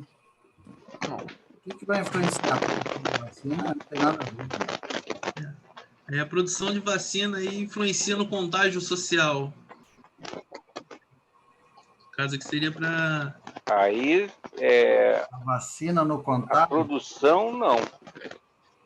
A produção Na verdade, o que a nesse gente quis colocar em produção seria na vacinação da sua população, né? Então, vamos se a colocar aqui, vacinação for vacinação. executada, Aí sim. então aí nós temos que sim, forte influência. Sim. Então, se fosse dessa forma, acho que o nível social implica sim na vacinação. Né? Aqui. Se fosse pensar dessa forma, né? Na teoria, o pessoal que... Sim, verdade. menos escolaridade. Menos escolaridade. Isso é verdade. Isso é Sim, verdade. sim. E aí um grau aqui, sei lá, um 5? Acho que sim. 5 tá bom, né? A gente fecha aqui. Vacinação por nível social, então, no caso, não teria a mesma relação que nível social está para vacinação, né? Seria menor. Não sei, aqui, 1? Sim, para mim é a mesma relação. Mesma relação? Não, é o seguinte, se você vai vacinar, normalmente quem tem nível social mais elevado quer ser a vacinação, né? É difícil aí, esse aí é hard. Né? Isso aí é difícil. Assim, são problemas complexos, né? Complexo. Até para fazer um exemplo é complexo. E aí, a vacinação aqui para o ambiente de trabalho. Pelo menos eu não vi nenhuma relação. Eu acho que aí, nesse caso, só vai depender do ambiente de trabalho. Né? Então, por exemplo, Seria o se você contrário, é da né? Marinha, Acho o pouco. Marcos pode falar, acho que é muito insignificante. Por exemplo, você sai da Marinha, aeronáutica, você tem que se vacinar para viajar para outro país. Então, acho que a dependência é quase irrisória. Assim. São poucos ambientes de trabalho que vão ter essa relação, a meu ver. Então, Tem razão. Né? Bota um aí. Tem eu razão. vou atribuir um aqui, a gente fecha o exemplo. E aí, qual a ideia? A gente já tem aqui os nossos números de impacto, onde eu somo aqui toda a minha linha. Aqui, no caso, essa fórmula aqui eu só descarto o x, né? Para não ter nenhum tipo de erro na soma. E também a minha dependência. Então, já consigo ter um panorama aqui da minha análise de impacto versus dependência. Então, aqui é outro exemplo, né? Mas deixa eu cortar esses caras aqui. Então, aqui eu teria nesse estudo, nesse exemplo exatamente, uma variável descartada apenas. Porque ela estaria abaixo da minha média aqui. Deixa eu tirar para cá. Que é 12,6. Então, a gente tem 12,6. Ele está aqui abaixo de 12,6 no impacto. Está marcando 12. E a minha dependência está 8. Então, quanto os demais, em algum momento aqui, eles superam 12. A gente tem aqui a vacinação superando em 13. Aqui o nível social superando em 24. O ambiente de trabalho tem uma dependência de 18. E aí, no caso, quando eu venho aqui para o meu quadrante, deixa eu até traçar uma linha aqui. Não sei se eu vou conseguir inserir aqui uma linha, mas... no gráfico eu não vou conseguir colocar aqui, mas eu cruzo uma linha onde eu vou separar esses quadrantes e a minha única variável descartada vai ficar aqui nesse canto, onde ela está aqui abaixo de 12 e abaixo de 12,6 e abaixo de 12,6. Ou seja, nesse estudo aqui que a gente fez com um exemplo, eu não consideraria na minha construção de cenários a variável higiene pessoal. É claro que a gente sabe que é importante e tudo mais, mas no exemplo aqui, com as pontuações que a gente atribuiu, ela ficaria de fora com relação às outras. Então, num apoio à tomada de decisão, você já teria um passo aqui para poder usar, de repente, um método multicritério sobre outras ações que você deveria tomar onde priorizar. Então, você corta aqui o contágio social, na verdade, você corta aqui a higiene pessoal e aí você pode empregar todo o seu esforço, que o quadrante ele funciona assim: quanto maior a sua dependência, maior o seu impacto, mais importante você é para o seu estudo. Então, significa que o cara à direita, no nível superior do meu quadrante, deixa eu até botar um exemplo aqui do meu quadrante Isso que o Pablo falou é uma coisa interessante, porque Às vezes a gente pega um problema, vamos aplicar um método, vamos aplicar método simplex, vamos aplicar multicritério, vamos aplicar grafos, e a gente não tem essa preocupação de estruturar o problema. Então, às vezes, eu já cansei de fazer a aplicação de método multicritério, e, na verdade, depois que a gente aplica o método, depois que usou lá 10, 12 critérios, aí a gente percebe que havia 3 critérios que não faziam a menor diferença.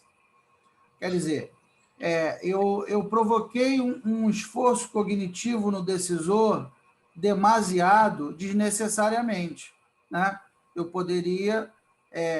e isso é um problema que eu converso com vocês de maneira exaustiva, né? Se eu tenho 2 maneiras de resolver o mesmo problema, a mais simples é a melhor, né? Porque se você levar com uma abordagem muito complexa para o decisor, provavelmente ele não vai entender, ele não vai conseguir acompanhar e não vai adotar aquele apoio à decisão que você está levando.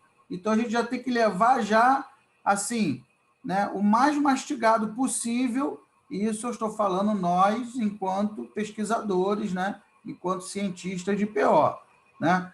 Então, nós temos um chefe que pode ser um médico, um advogado, um nutricionista, um psicólogo, ele não é obrigado a saber o que a gente sabe, né? Ele não é obrigado a dominar a ciência que a gente domina.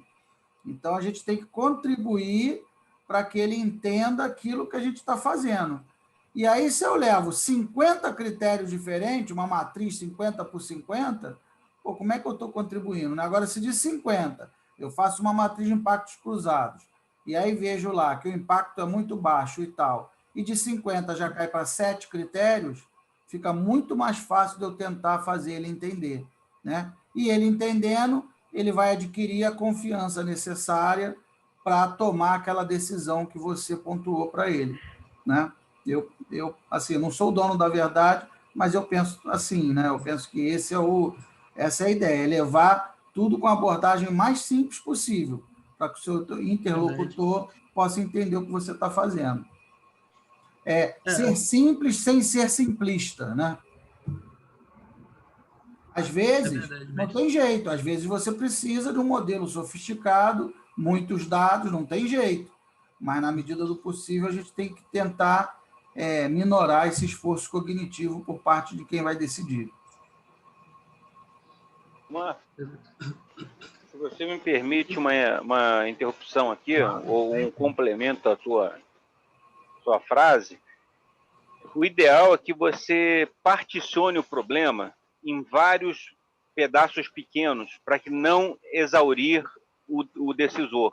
Uhum. Então, você pega as variáveis que tratam do mesmo assunto, né, entre aspas, né, mas da mesma família, e tenta reduzir isso para o menor número possível, né, criando uma pergunta talvez um pouco mais complexa. Vai exigir um pouco mais de cognição dele, mas ao mesmo tempo vai exigir menos tempo em várias respostas que às vezes fica muito exaustivo. Sim, verdade, concordo. Então, eu tenho uma duvidazinha em relação à escolha das variáveis. Na experiência de vocês acham relevante levantar todas as variáveis possíveis que interfiram naquele problema e depois ir enxugando a partir dessas matrizes? Assim, na minha parte do estudo, para mim, na verdade, aí vai de cada visão do problema, né?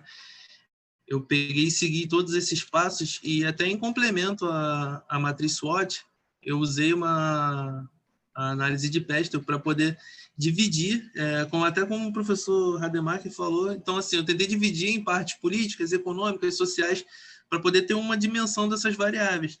Claro que, assim, cada problema é um tratamento diferente, um entendimento diferente. O meu, nesse momento, foi de tentar realmente aprender e entender sobre a mineração urbana, porque, como vocês podem perceber, é um problema complexo, é uma coisa extremamente complexa, e todos os artigos, assim, quanto mais você lê e entende sobre as possibilidades que acontecem e também os desafios que a mineração urbana tem, você vê que é um problema complexo que ele ainda está sendo trabalhado. Ele é um tema assim muito recente, ele ainda tem muito a ser trabalhado. Então a gente ainda vai ter um avanço muito grande, né? Talvez talvez não, com certeza, né? Tudo que a gente está falando aqui hoje possa mudar dentro de um mês ou dois, conforme o tema for avançando, né? Então, para mim foi mais fácil reunir o todo e aí depois eu tentar descartar. Mas depende realmente de cada problema. Esse é o meu ver. Não sei se... Eu digo isso porque, puxando um pouco para o meu lado de análise espacial, né, tem até um professor que fala que 90% de todos os problemas estão associados a uma variável espacial. Então, quando você vai... No meu caso, se eu fosse fazer uma análise espacial utilizando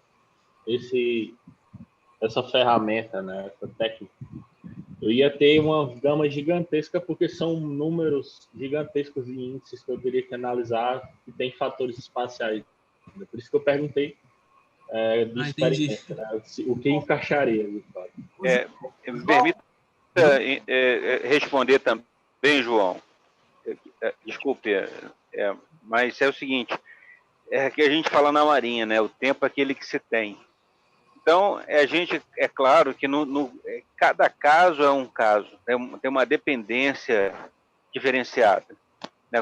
Realmente, quando você coloca os critérios que você colocou, seria inviável você fazer uma análise de todos os critérios. Né? Mas você pegaria os principais pontos e faria análise. É claro que quando você vai acrescentando variáveis, o problema vai se tornando cada vez mais complexo e de mais difícil solução, né? Computacional, inclusive. Então, é uma questão aí sim que entra a cognição, a abstração do pesquisador, que deve entender o seu problema e saber exatamente o que ele quer resolver. Então, quando nós usamos outras ferramentas matemáticas, como a programação matemática, há uma série de simplificações ali. Uma simulação tem, se você colocar todas as variáveis, você não vai chegar a lugar nenhum. Então, as simplificações são necessárias nos modelos matemáticos para apoio à decisão. Verdade, mestre. Simulação foi um ótimo exemplo. Ô, João, fala um pouco mais. Eu fiquei interessado nisso que você falou. Como é que o seu professor disse que 90% tem coisas de fatores espaciais. Como é que é isso? Fala um pouquinho mais sobre isso. Não é um professor, ele já é da literatura, principalmente do parte da geografia. Uhum. Todos os fatores, existem uma correlação espacial dentro delas, então existe uma relevância da localização em tudo que você for atribuir dentro de um modelo. Uhum. Tudo está interligado espacialmente, então tudo tem uma correlação, então influencia sempre a localização onde você está. Entendeu? Aí, por exemplo, eu pensei isso porque eu fiz um trabalho de ATP com questão de prospecção de fontes energéticas. Uhum. E eu já peguei o barco andando do desenvolvimento, eu não peguei essa parte de saber quais são as variáveis relevantes que a gente vai colocar. Uhum. E muitas coisas eu perguntei, e não vai utilizar, por exemplo, o espaçamento de uma aerogerador a outro? Não vai utilizar. Isso tudo são variáveis que influenciam no potencial energético de uma determinada região, né? Se tiver um aerogerador a 10 metros de distância, 100 metros de distância, isso já vai diminuir o potencial eólico daquele local. Uhum. Aí, por isso que eu levantei essa questão. Muito Se eu for falar, por exemplo, do PIB, né? A gente já sabe que o PIB de um país é diferente do outro. Okay. Você pode atribuir ela a uma coordenada geográfica e fazer um tratamento geográfico em cima dele devido a... IDH, né? O IDH. O IDH. Interessante essa abordagem. 90... Até mesmo quando você pensa, por exemplo, precificação de imóveis. Uhum. Você tem um imóvel que tem todos os atributos do imóvel, No entanto, o A maior distância para a praia, né? Se o imóvel a mora maior perto de... significância daquele imóvel vai ser a localização daquele imóvel. Com Você certeza, não só a pode parte ter comercial, né? Como também a localização em relação se a é segura comunidades, né? Praia, enfim, né? Se mora perto, se o imóvel está próximo de uma comunidade, vai desvalorizar. Se ele está perto da praia, ele valoriza muito.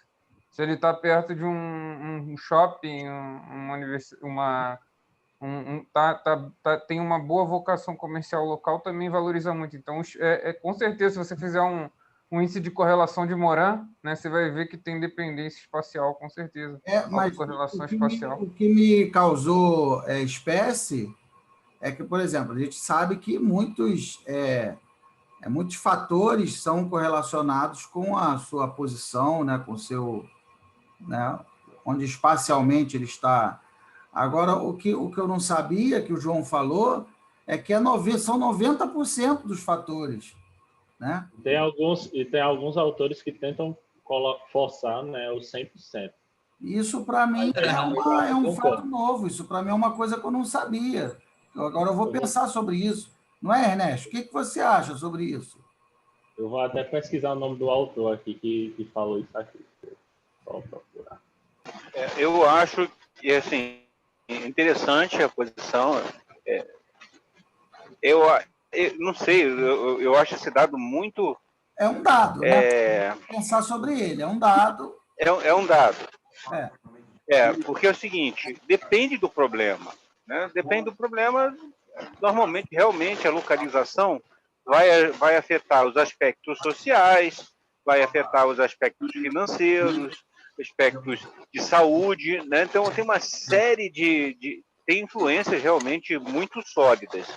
Agora, que se influencia até economicamente, né, falando, mas 90% eu estou achando um índice muito elevado, mas, né, cabe a nós agora estudar isso e compreender essa análise. Eu achei muito interessante essa colocação do João, muito... Eu vou buscar esse dado. Eu vou puxar o nome do autor aqui. Mas, se a gente for pensar, né, tudo pode ser correlacionado espacialmente e tudo vai ter um efeito espacial. Você consegue pensar um dado que não tem um efeito espacial? Ou que ele tem um efeito espacial ou que o espaço influencia nele? Engraçado, não, nunca tinha pensado sobre isso. Isso é a mais pura verdade, Eu nunca tinha pensado sobre isso. Por isso que a geografia quanto a matemática, elas são muito parecidas. E por isso eu sou apaixonado pela ciência do onde, mesmo sendo inglês.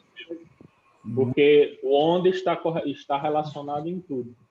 Né? Tudo que a gente examina e verifica, pesquisa, está correlacionado no onde. Né? Muito legal. Aí tem uma abordagem chamada a ciência da complexabilidade, não é? Que é complexibilidade. Acho que você já deve ter escutado falar também. Que você não analisa o efeito somente por exemplo, se você está plantando mamão, você não vai usar o agrotóxico naquele mamão, mas você vai examinar uma forma de colocar uma planta que cria aquele ambiente onde uma ajude a outra, e tudo isso está relacionado ao onde também. Né? Uhum. Legal, interessante. Obrigado, João. Muito obrigado. Valeu, mestre João.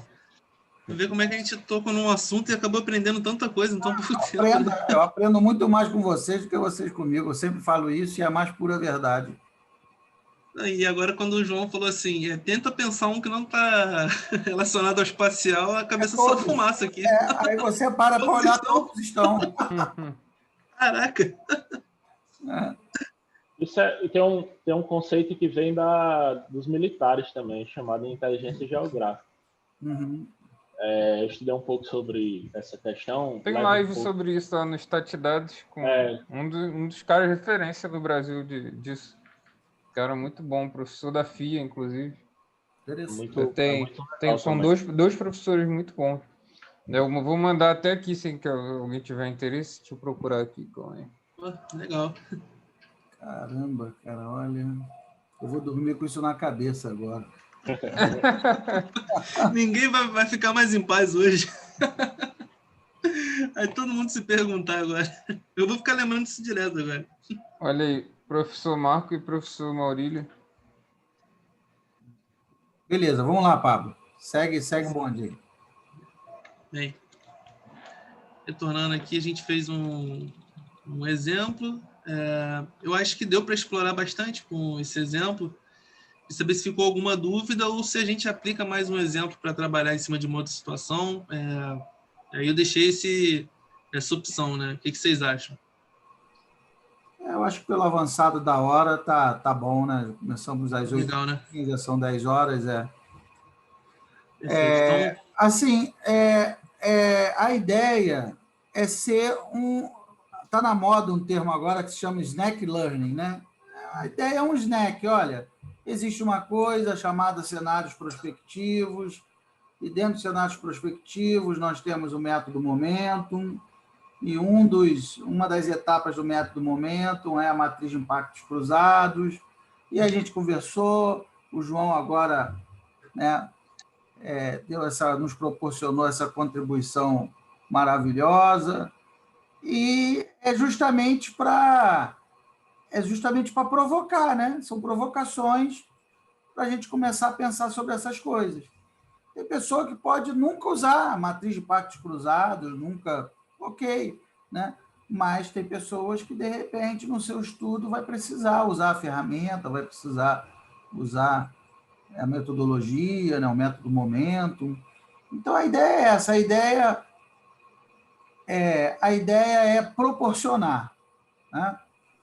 Eu acho que a maior tristeza que existe, né, quando a gente fala até sobre pessoas mais carentes, né, quando a gente aborda a questão da desigualdade, né, eu sempre comento isso, sempre comentava muito com o comandante Rademacher, né, que o mais triste não é o menino, a criança pobre, não ter a possibilidade de estudar, não ter a possibilidade de saber que ele pode ser não ter acesso, que ele pode ser um oficial, um médico, um professor. O negócio é que essa informação nem lhe é permitida, né? Ele não tem acesso nem à informação, ele não sabe nem que existe, né? É o que eu falo para os meus alunos para fazer o mestrado lá no IME, fazer o processo seletivo. Quer dizer, o jovem, né, ele está num estado de ignorância, que eu estou falando, não é no sentido pejorativo, né, de ignorância, de não conhecer, de ignorar, né, que ele nem sabe que ele pode ir e fazer um mestrado lá no IME. Ele nem sabe. Ele não sabe como fazer, como chegar, como é o processo seletivo, ele não sabe, isso lhe é negado. E é isso que eu acho triste, né? Porque se você sabe, se a informação chega até você e você decide, não, isso não é para mim, eu não quero isso para mim. Eu sei como é que faz, mas eu não quero. Ok, né? É uma decisão, você está gozando do seu livre-arbítrio. Tudo bem. Mas o problema, né, o triste é quando a informação nem lhe é disponibilizada, né? E aí é aí que eu acho que é triste. Então, a nossa ideia aqui não é ensinar nada a ninguém, a ideia aqui é ser um bate-papo, né? Não tem professor-aluno, não tem aqui, é uma grande família, todo mundo conversando, trocando ideia, como se tivesse, na verdade estamos, né, todos nas casas uns dos outros, né? Mas é isso, a ideia é ser um bate-papo, uma troca de ideias, né? Eu não tenho a menor pretensão de dar aula para ninguém, o Pablo também não, né? O Tiago também não.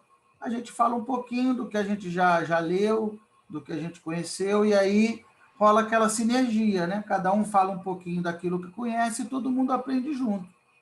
Esse é o propósito, né? Esse é o objetivo e foi exatamente o que aconteceu.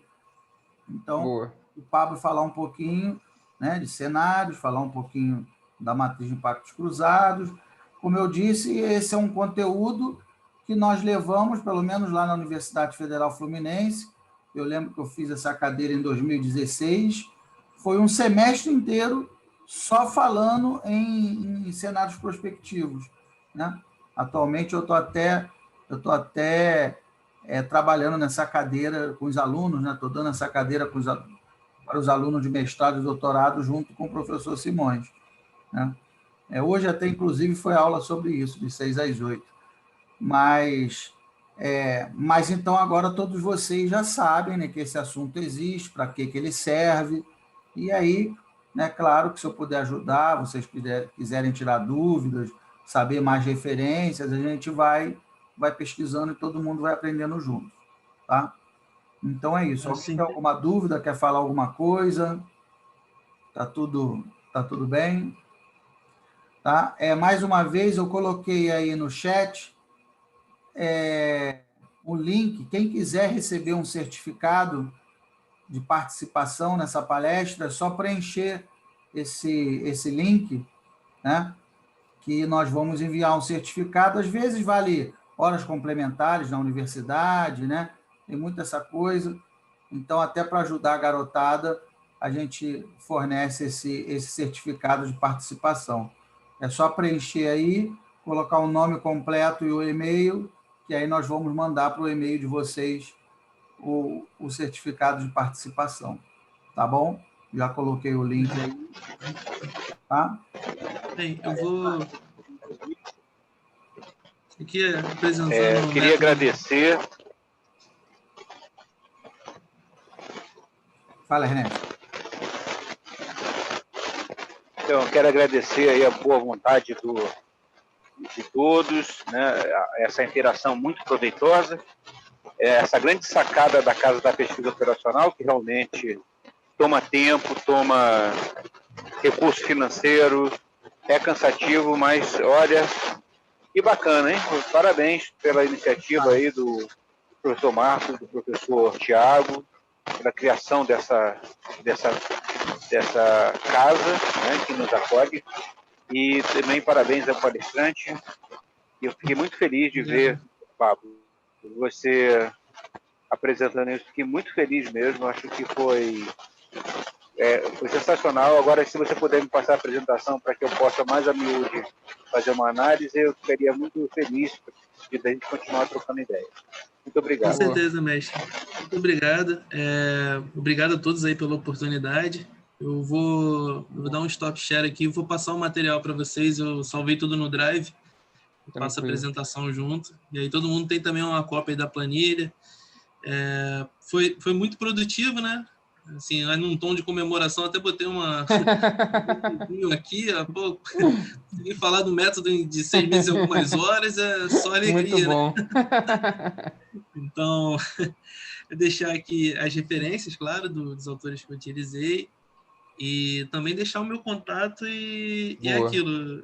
Muito feliz aí de poder contribuir de alguma forma com a Casa da Pesquisa Operacional. Foi o que o professor falou, né? Uma sinergia incrível, e eu não me canso de me surpreender com isso. A gente sabe que vai chegar aqui, vai ter contato com outras pessoas, vai ter um aprendizado, mas volta e meia vem uma sacada assim, né? Vem uma ideia como a do João falou aí, que você vai dormir com aquilo na cabeça. Uma bomba no nosso joga uma bomba ali no teu colo e você fala, caraca, é irreversível. Então, mais uma vez, muito obrigado. Eu vou pausar aqui, vou passar o material para vocês. Agradeço aí o comandante Rademacher pelas felicitações. Inclusive, vamos ver para a gente fazer aquela aula sensacional lá da história da PO com o comandante Rademacher, né? Não pode faltar aqui na casa, com certeza. Eu sempre convido a dar essa aula de PO lá para minha turma lá do IME. Sempre. Com certeza. Eu pude presenciar lá na disciplina isolada, lá, sensacional. A gente pode fazer para a semana que vem, se vocês tiverem. Ele fica fogo. Não, vamos ver. Não. Ele falou semana que vem aí, ó. Falou publicamente, agora vai ter que fazer. Falou, já era. Tá gravado aí, né, comandante? Tá gravado. Agora já era, agora é compulsório. Boa. E aí, cara, queria agradecer o Pablão aqui, né? Rasgando elogios aqui, o pessoal, só. Cadê o... Deixa eu ver aqui. A Isabelle falou aqui, Pablo, parabéns, gostei muito do seu ritmo de apresentação, muito sucesso. Olha, Sérgio Maeda, essa dinâmica no final foi extremamente produtiva. A Lohan tirou onda, Pablo, show de bola. Maravilha, então. Pablo nadou de braçada. Só sucesso, né? Só sucesso. Obrigado aí pela oportunidade. Bem, pessoal, então, boa noite. Maravilha. Boa noite aí. Obrigado aí pela presença de todos. E amanhã, então, para quem está fazendo o curso, amanhã, então, às 19h30, continuaremos aí com o nosso curso sobre o método TOPSIS com aplicações em R, tá? Então, amanhã a gente se encontra aí para o pessoal que faz parte da CPO, tá bom? Boa noite aí e até mais. Valeu, boa noite, pessoal. Boa noite, galera. Fiquem com Deus. Até terça, então, né? Quem amanhã, faz parte aí. Até não, amanhã, quem não faz parte da comunidade, beleza. Valeu. Tchau, tchau. Valeu.